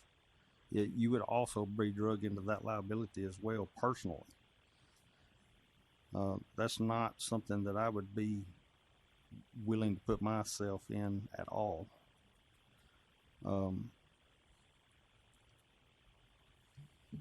Seems to me like we've had an issue with Henning in the past. Is there? Did you bring a volunteer fireman? I remember him, and it was trying to. Yes, I understand. I remember that. It was a gentleman that had been a long time fireman. I just remember his face and just a nice guy, but we couldn't really help y'all on that neither, could we? Now, I give you an A for effort, Chief. You've really dug in on this, and I can see the stress in your face. Yes, very creative, and bless your heart. We're gonna try to do everything we can to help you.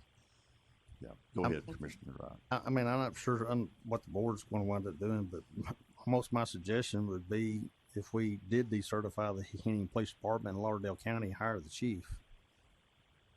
That seems like it would be a better outcome for her. Well, I don't know. Yeah, that's that if the Henning had to dissolve their police department or close it, then it automatically goes back to the sheriff, no matter what.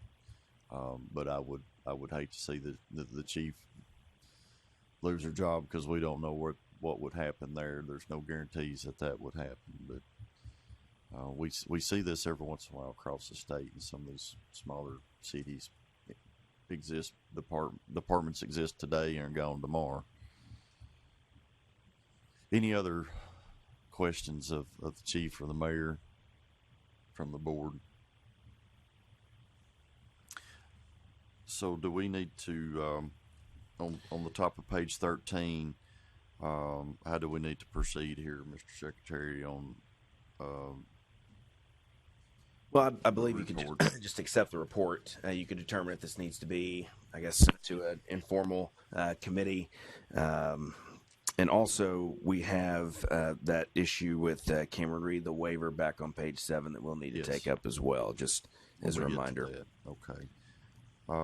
But to speak on behalf of the Henning Police Chief, I mean, she's invested her personal treasure in sending people to the academy. It's not cheap right now. I mean, you're getting a break on tuition thanks to the generous budget our governor gave us.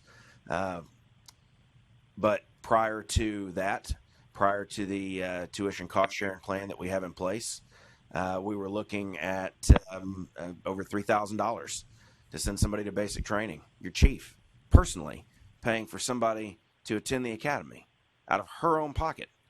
And you said what your officers made. I'm sure that, I was a small town chief at one time, and I know that that's a significant percentage of what you're making.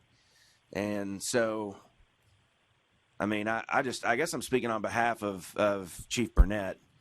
Obviously, what happened is what happened.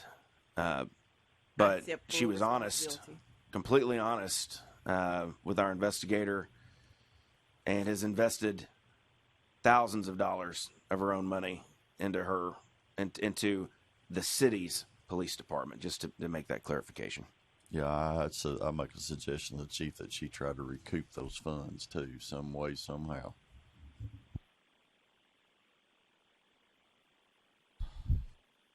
moving on to the top of page 13, investigative report on follow-up with Mayor Quentin Reed. Is there any further questions on that investigative report? Just want to put all these together. We can, if that's possible. Yes, Question. I'm sorry. So, is there something that can be put in place?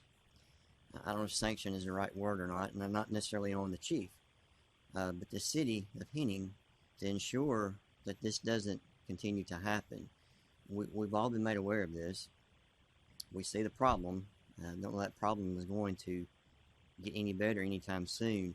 So how do we ensure The commissioner and legal and folks will advise. If it's my understanding that if we right now we're kind of giving a verbal notice, or we can, in this motion, you can have this sent to the informal hearing, but also post staff can also go pay a visit to the local district attorney general, have consultation and present to the local district attorney general all the laws that are violated and that criminal actions could come upon members of the elected mayor, board, and alderman for the city of Henning, and the chief of police. But from what testimony and what's been seen of the chief of police, she would probably be in good light, but the district attorney general can criminally hold you responsible as mayor and your alderman for doing illegal actions. In other words, if you hire police officers and police officers are doing training under the umbrella of your department, you can be criminally held liable. Do you understand that? Yes, sir. Okay. I have a question. As Yes, far sir. as her paying for someone to go to school, the city didn't ask her that. We didn't ask her to do that. That was on her own. It wasn't the city. Like I said, I've only been mayor. Well, since you've opened that door, how did you think that those officers that you hired, your city, whether you were mayor or not, now you're mayor, you're in the hot box, but how do you think their transportation and gasoline and all those things that inclusive were going to be covered? How was they going to be paid for? They're your employees. They're your responsibility. So they're per diem. How was that going to be paid for? You didn't offer up the city. As far as so you're throwing it back on the chief that she voluntarily done it? The $3,000 for the schooling, the city didn't ask her to do that. So to clarify, my point wasn't that the city made her do that. My point was that in order for her to operate a police department that she was professionally satisfied with, she invested her own personal money to make sure that people got trained. I don't know.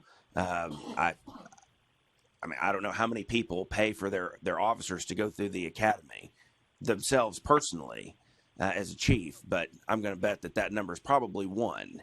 And it's Chief Burnett right there. So the point wasn't that the city made her pay. The point was that she decided to take it upon herself because she was not getting the support from your municipality to take care of the business that she needed for the police department.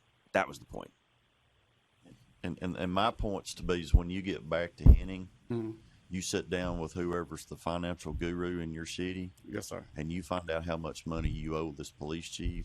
Okay. And I'd say before she sues you and that whole city, y'all get her a check cut that belongs to her for doing this. That's my advice. If not, I'm going to make a motion that the district attorney general come in and do a complete investigation of your city and your department with our staff from here at Post.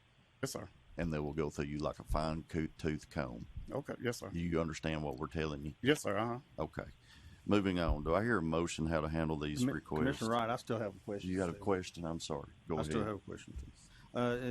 And it's for the chief. Chief, and because actually Sheriff brought up a good thing for me to ask the question. We heard that some of these uncertified officers were making traffic stops. Were they issuing tickets as well? warning tickets. It would issue a citation. I'll have to come. That has stopped. No one is issuing writing. It came there and I be together, couldn't be out there. Then I had to stop doing my work as chief and be FTL. Chief, do you know if the district attorney there in Lauderdale County was aware of what was happening?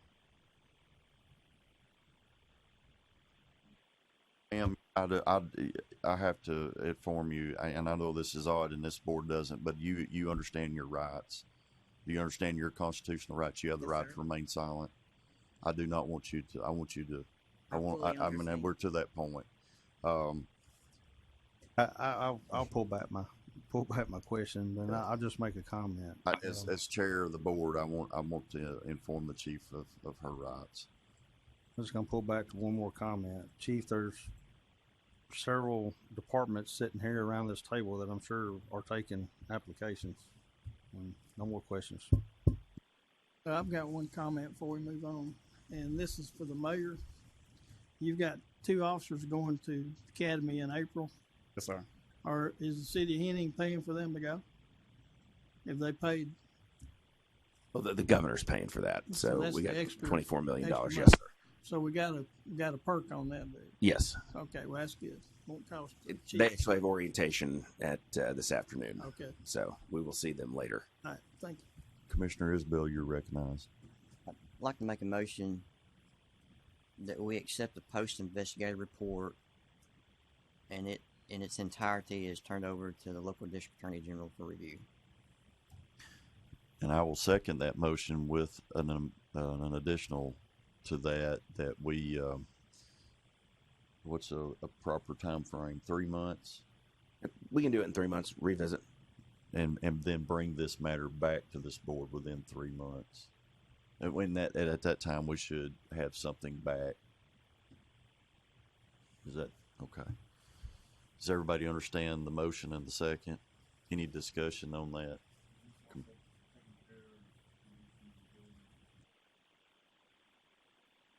Think that no, we can take that up separately. Yeah. Does everybody understand the motion that was made? Any discussion on that motion? Madam Recorder, did you get the motion? Okay. All right. All in favor of the motion indicate by saying aye. Opposed? Hearing none, motion carries. Chief, we're going to help you. Okay. Now back to the one that we pushed off on the right. Yes. Page 7, Henning Police Department requests a 6-month waiver for Cameron Reed, hired August 29, 2022. Mr. Reed attended the Tennessee Law Enforcement Training Academy in January of 23, but was unable to complete training due to a medical emergency. Mr. Reed is scheduled to reattend the Tennessee Law Enforcement Training Academy in April of 2023.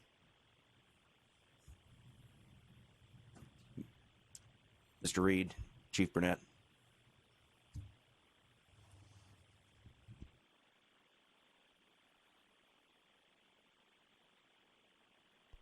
Good morning. Mr. Reed, can you, are you scheduled to go possibly to orientation this afternoon or today? Is that right? Yes, sir. Okay. Tell us while you're here, tell us a little bit about your experiences that you've had there at the police department. Well, I like to start off by saying working there, it's most definitely been an experience. I've learned a lot from both Chief Burnett, Mr. Turnley, who was also no longer with us, and Officer Watson, who was also no longer with us. All three are veteran officers. They took me in and paved the way for me, and so here I am. You've said, and your partner back there have probably listened to our discussion and understand.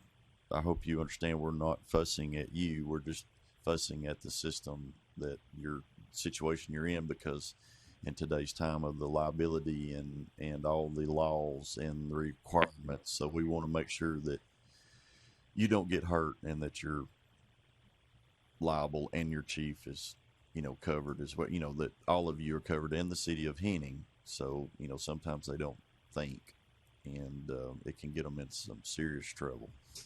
But I'm going to make, unless there's any other questions of the board, I'm going to make a motion to approve this gentleman's waiver. Have a second. Any discussion or questions? Commissioner Wright. Commissioner Wright. I just want to ask Mr. Reed, is Henning your home? Yes, sir. I live there. Have you always resided in Henning? No, sir. I lived in Ripley. It's about 3 minutes down the road. I'm familiar. Okay. Just curious, make sure you wasn't going to jump from Henning because they need all the help they can get right now. No, sir. Just a comment. You've heard a lot here today. Don't be discouraged. We need good men and good women in this profession. It's a calling. You stay focused. Go to the academy this afternoon. Get through that. Get your mind right. And do us proud. And drink your water. And lots of water. Chief. As a fellow Chief Burnett, I take my hat off to you. You've worked hard. You've tried hard. I've seen you before this commission before, and I know the stress you've been under. And to this young man, I want you to hold your head high. As a student of literature, that's the home of Alex Haley, and you should be proud of that legacy and that history of your hometown. I'm sure there must be tourists that come there to see Mr. Haley's home place and where he's from. And so to have that history and that interaction with the public that you serve is so important. So work hard, and I hope to be at your graduation. Thank you. Have a motion and a second on the floor. Any other discussion? Hearing none, all in favor of the motion indicate by saying aye. Opposed? Hearing none, motion carries. Good luck. All right. All right. Similar to the previous, the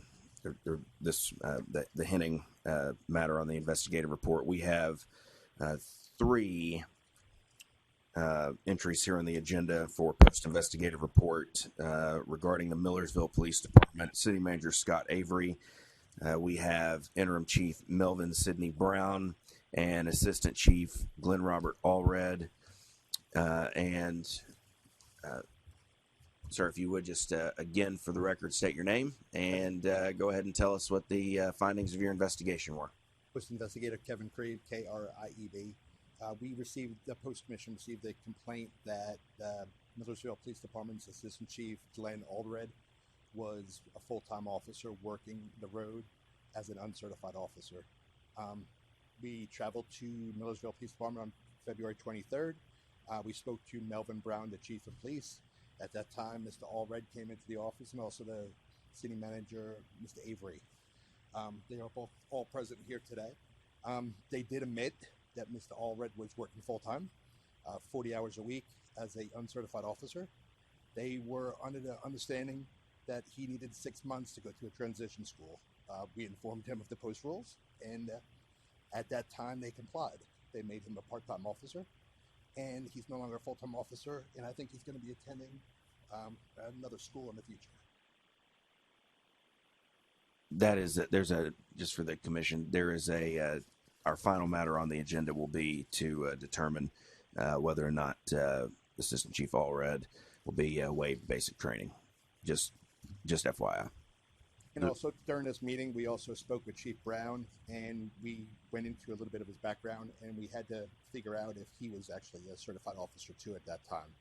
I believe he last worked full-time as an officer at the ABC Alcohol Beverage Commission in 2018, and in 2023 he's now considered a full-time officer. We informed him through emails and communications after we reviewed our records at the Post Commission, and told him that he was not a certified officer this time, and I believe his city manager, Mr. Avery, marked him as a part-time officer also at that time too. So they complied with whatever we asked them to do, and I believe that both part-time officers this time still working in Millersville Police Department. All right, so you're telling me that the chief and assistant chief are currently part-time? That is that day when we were there, they made Mr. Allred a part-time employee. Sorry. Who? Hang on, I'm not done with the investigator. Hold on. Who is Melvin Brown's chief? Is he part-time or full-time as we speak? As of this time, I believe he's a part-time officer, as far as I know, and Allred was a part-time And officer. is he in compliance of going to a transition school? I believe the files have been brought forward before post, and I believe he's on record to try to go to a transition academy. And we're going to be speaking on the assistant chief. Okay, yes. Name is in As there. soon as this information was brought to their attention and we educated them on the post rules, they totally complied to whatever we asked from them to do right there on the spot. Well, I'm trying to get this resolved because there's there may be a lot of these questions that you can answer before Sure. we get into all this. So the assistant chief is out of compliance, certification, and your understanding at the time of investigation, and he needs to go to the complete academy. I believe his last record of Cadis is 2008 as a full-time officer, and I believe he went to the Police Academy at Toledo in 2006, which makes him out of date more than 10 years. So I would say he probably needs to go to a full academy. Well, the out of date would be after 7 years. Yes, sir.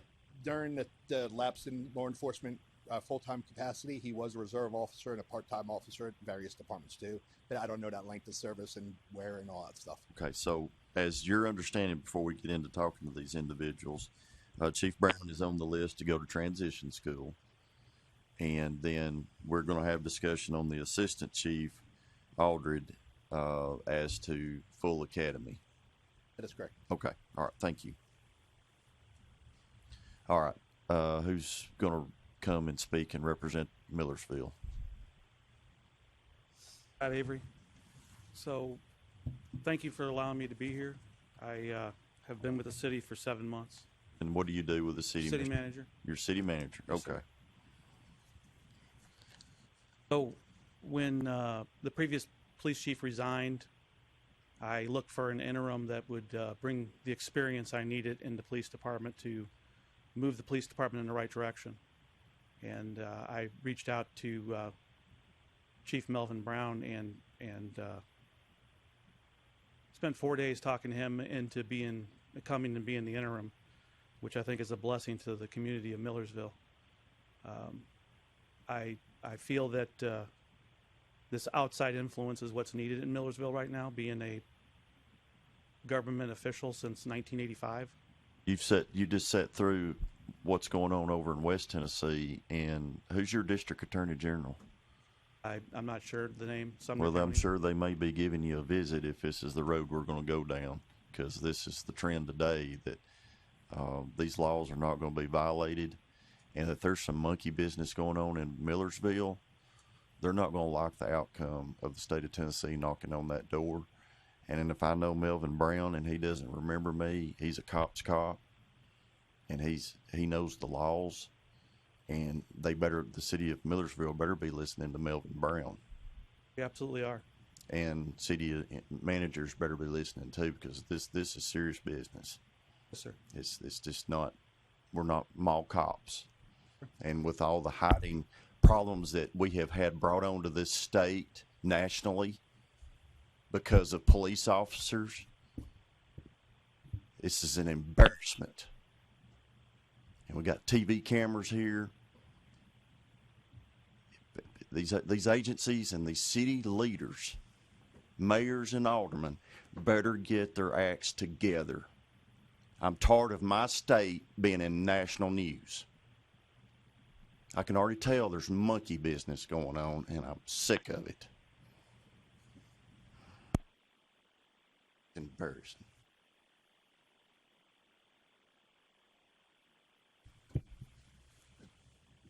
Is it true that the mayor didn't show up to swear Melvin Brown in? No, sir. We didn't have a quorum. The mayor was there. And it was scheduled for him to be sworn in as police chief? Yes, sir. And why was that quorum not there? That is a major event, is it not? Yes, sir. That tells me a lot about the leadership of Millersville. Yes, sir. Questions of the board?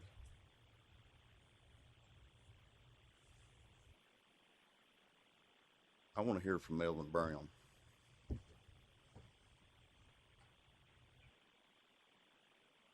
Melvin Brown, interim chief at Millersville. So I'll try to be brief. We, just like the investigator said, they give us a lot of education when they came, and they explained everything to us very well. So what we came to the conclusion, reviewing the post rules, that for myself, I had not been in full-time law enforcement since about this time of year in 2018. So the former rule of 5 years for transition, but now it's 3 years, I had exceeded. I went to in-service every year and was a part-time officer at the Volunteer State, but that doesn't apply. But so we made arrangements right away to get me enrolled, and it's on the agenda today, is approved, to go to transition school. In the case of Assistant Chief Glenn Allred, I'm going to read this to you into the record, if you don't mind. It's just a paragraph, and it'll make a lot of sense, but it is the cover sheet on the request for waiver that we submitted, but we submitted it too late to have it printed on the agenda. So with your permission, I'll read this paragraph into the record. Absolutely, sir. Sir, please be advised that recently the City of Millersville Police Department and the local city government, staff, and commission have experienced several changes, including Chief of Police, City Manager, 2 commissioners, including the Mayor and Vice Mayor.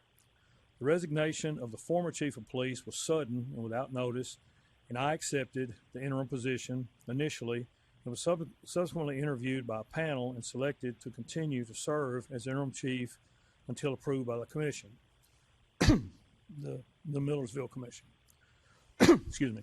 I've also been employed at Volunteer State Community College as a sworn part-time campus police officer, attending 4-hour in-service each year during the past 3 years, and payroll records reflect that from January 2020 through March 23, I worked almost 1,000 hours and also 32 hours at Berry Hill as a sworn officer, but part-time. However, because of my last full-time law enforcement employment did end in April 2018, I was at the ABC. After 30 years of Metro, I was at the ABC from August 14 to April 18. I'm over the 3-year mark, and I must attend the post-transition course, and I applied for the May class due to a surgery scheduled in 23. Prior to my assignment as interim chief in December, Reserve Captain Glenn Allred was appointed to the Assistant Chief of Police vacancy, and a review of his past law enforcement employments, education, training, and related employments indicates that, and we sent a lot of certificates and stuff on the one we submitted to post, but in 2005, he went to Toledo Basic Academy, and from 2002 to 4, he was a reserve officer at Lakewood, Tennessee, and from 4 to 10 at Lakewood, there was a lawsuit and some different things involved, but that's what his ACADIS record indicates, and he worked a couple of months in White House. And he was a reserve officer and supervisor from 2019 until present at Millersville. So, as such, even though it's been more than 7 years since he was employed as a full-time law enforcement officer, he also has been involved in a lot of criminal investigations with a private employer, and also finished his undergraduate degree. So, in our request for waiver, we respectfully request that his experience, education, training, and related employment, as well as the hardship to the Millersville Police Department under this transition period in its leadership positions, allow him to go to a transition course instead of a basic course. Although he is registered for the basic course, the request for waiver, we respectfully request that he be allowed to go to transition based on during his interim time that exceeded 7 years, he did work in law enforcement, and it wasn't like he was working out of the industry or the community. Chief Brown, what was he doing? What was his law enforcement? What was he doing? Well, besides all the reserve activities, and he was working in Kroger as part of the regional security, they did, I don't know how many, countless number of investigations and criminal investigations involving fraud and different merchandise and internal problems in that type of organization, not just with Kroger, but in the community. I understand where you're looking at that, but that's no, sir, it's not the same. It's not, right, Chief. It's not the and same. The only even though it's you're probably working in conjunction with full-time law enforcement officers in the apprehension of criminals or shoplifters or whatever it may be, but yes, sir, that's not recognized. And really, that's just a collateral issue for us.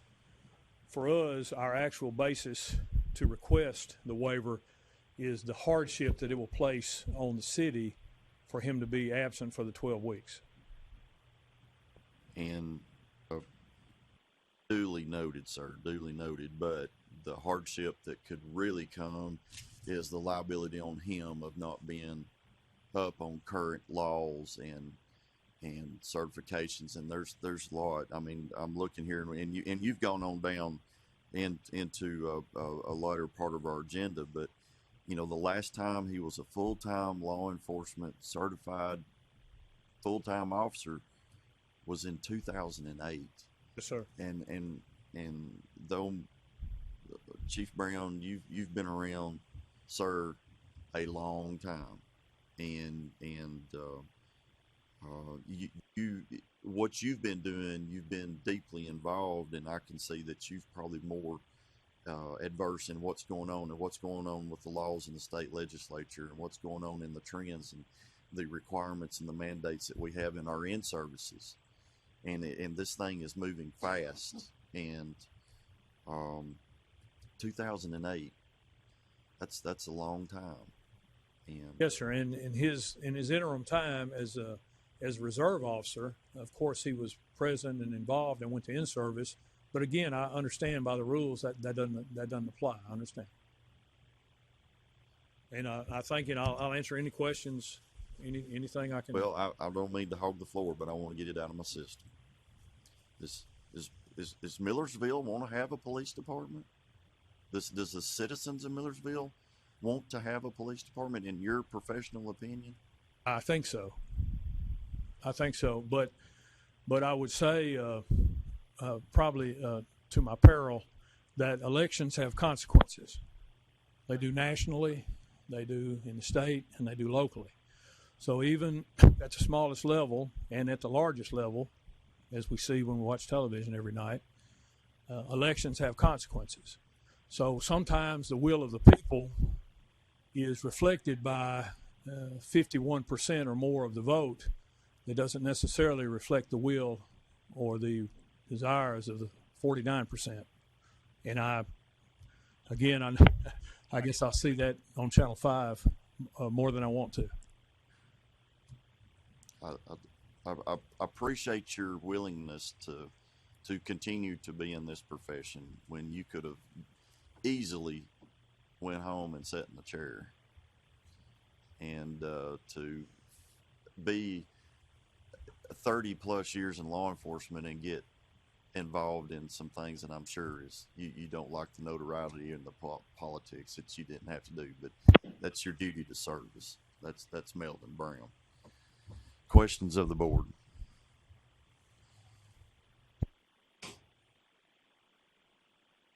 Or Carter?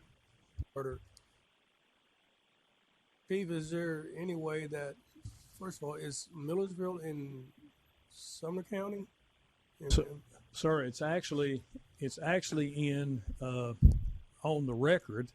It's a big part of it is in Sumner and Robertson County. However, there's a couple little pieces of it that touch Davidson County, go over the creek. But by and large, it's Sumner mostly, and Robertson a great deal as well. Okay, I guess my original question is there any way any of those sheriff's agencies can assist while your assistant chief is away at the academy? Well, we have 17 full-time positions. The hardship that his absence brings is administrative. I mean, literally administrative. Not that we can't answer a call. We can answer the calls, and then after I go to transition school, I can answer them. Thank you, sir. Yes, sir. So, how many officers does Millersville have? We have, sir. We're budgeted for 17, and we're in a hiring process where we generally are filling 1 or 2 at a time. So, how many are working? How many are employed now? Whether they're in compliance or out, how many bodies do you have, Chief? We everyone else is certified, and there's 15 bodies besides us at least. Okay, so your chief and Mr. Aldred is now classified as assistant chief. Who's the third in command? And Captain. A captain. And how many years of service does that captain have? 10 to 12. So that's an experienced, yes, sir. Real experienced person. Yes, sir. Okay. Any other questions or comments from any of the members? So if you scheduled to go to transition school and the assistant chief is scheduled to go to the academy, y'all got Millersville, if they still want to have a police department, there is officers in the city, unlike Henning, where it's going to be just the chief by herself down there. Yes, sir. Whatever, again, at my own peril, whatever decision that the commission makes, we can make it work. Okay. I respect that. Thank you.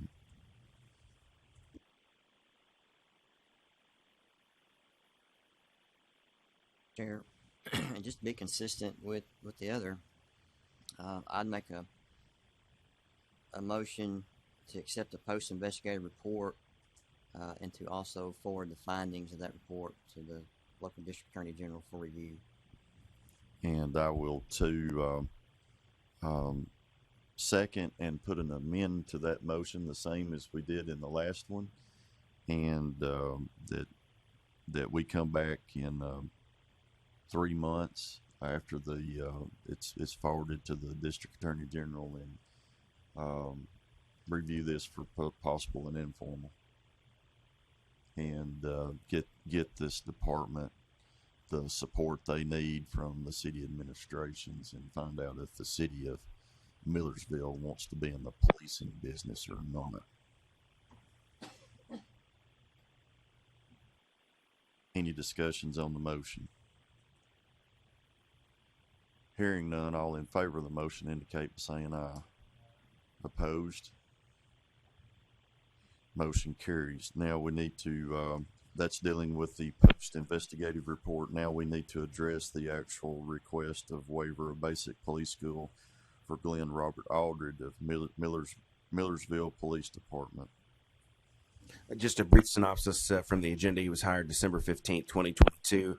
Mr. Allred has served as a law enforcement officer in a part-time, reserve, and full-time capacity over the span of his career, beginning in October of 2005.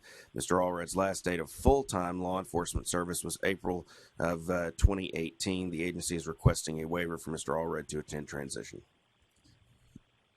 Can we hear from Mr. Allred? It should have been 2008. Should have been 2008. Sorry. It was amended in there. Sorry. Mr. Allred, I know you've stood back there patiently supporting your chief, but would love to hear from you, sir. Well, first of all, Glenn Allred, thank you. I will always support Melvin Brown. He, in your words, impeccable law enforcement officer. And that's why I'm there. That's solely why I'm there. I should have left a long time ago. When Melvin Brown took the role, I agreed to stay and help. That's why I'm there. I don't know what questions you have for me, but that's where we're at. Well, I can kind of sum this up. Everybody knows I'm pretty plain spoken and I don't beat around the bush, but there's probably going to be a motion that you're going to have to go to the academy. And 2008's a long time, even though you've been affiliated part-time and this and that, but yes, it's. I hope you got your tennis shoes. Pretty good shape for an old man. You look like you're in good shape, and I'm sorry for the highlighted in publicity that you may have received and whatnot, but that's in our profession that happens sometimes. But this will be just a bump in the road, and know that this board wants to support you and your chief and your officers and that police department, and do what we can to keep everybody in compliance. And I feel that with you and Melvin Brown, y'all will help do that, and we will help support you get that done, because there is laws in this state that govern the police departments. Yeah. Any other questions of Assistant Chief Commissioner I don't have any Spangler? questions, but I just want to say that Mr. Allred's a good man. I'll have to recuse myself because I do know him, but I understand that our rules. Full disclosure. Thank you, Sheriff Spangler. Thank you. Any more questions, Commissioner Wright or any Chief? Commissioner Wright, I'll just go ahead and make the motion to disapprove. Have a motion to disapprove. Second. Have a second. Any discussion on the motion? General Cherry, I haven't heard from you today, but I want to make sure you're still with me today. I'm still here. Okay. All in favor of the motion indicate by saying aye. Opposed? Have one recusal. And Thank you. Good luck. And Absolutely. we'll be seeing you, sir. All right, thank you, sir. And you take care of Chief Melvin Brown. That's a hard job. Yes, sir. Thank you. I'd like to, if I may, a Yes, sir. point of personal privilege here. I don't want to brag on our post team. The total officers that we processed so far for salary supplement, and keep in mind, this is not April. We are still in the third month of the year. They processed 12,500 approximate. It's an approximate number, 12,500 for payment already. So that is absolutely incredible. That is what do we lack? I think about 2,000 or so more eligible officers to go. So I just want to give our team a thumbs up on that. And it's just this is unprecedented to be this early in the year and to have more than 12,000 officers processed for payment. That's unbelievable. It's not unbelievable because I work with these folks every day, but I mean it's really, really impressive. I appreciate you letting the cat out of the bag publicly, because now all my deputies will be running up and won't know when their in-service checks are coming in. So, if they use the new online process, they should be notified automatically. Ms. Cooper, you and your staff, thank you so much. That has been that's a big deal. After 30 years of being involved in that, that's highly, that's remarkable. So thank you for your work. That's all that we have on our agenda. Is there any other discussions or matters that the board needs to talk about? It's good to see all of y'all here today. And, trying times in the state of Tennessee and the Tennessee Post Commission. Commissioner Wright, I just got one quick. Are we still going to carry our after this meeting today? No, I don't believe there was some question as to whether or not we posted the notice soon enough on the rules committee hearing or rules meeting. So we are not going to have that just out of an abundance of caution for public notice. And so we will do that in the future. And please do that, because there's some commissioners that we need to get that going, and we've got to get to rolling on that and let's get some public notice on that, okay? And soon, because we've had lots of discussion on that. Last thing I'd like to say is it's been nice having our Deputy Commissioner Peck here yesterday and today as well. Hope we hadn't bored her too bad back there. Somebody back there. Well, she is back there in the back. So with that, I make a motion to adjourn. Just one second, Commissioner Wright. And I had said I was not going to forget this, but I just absolutely almost did, so I apologize. Assistant Director Ben Rather is this is his not his final week. Next week is his final week at the Tennessee Law Enforcement Training Academy. He's accepted a position closer to home in southern Middle Tennessee, and so I just want to thank very publicly in this setting you for your contributions to not only the academy but post, because you did serve time on this side of the Academy House, and just want to say that we're all very grateful. The legal instruction that you provide, top notch. There are thousands and thousands of police officers serving right now that understand the First Amendment, and they understand the different nuances that you taught, and so we are in your debt, and I'm very grateful to have been able to work with you for the past 14 months, and just want to say thank you for your service to the state, and best of luck in the private sector. Ben, would you like to come up and speak? Just going to give you one more oral argument. Okay, all right. Thank you, Ben.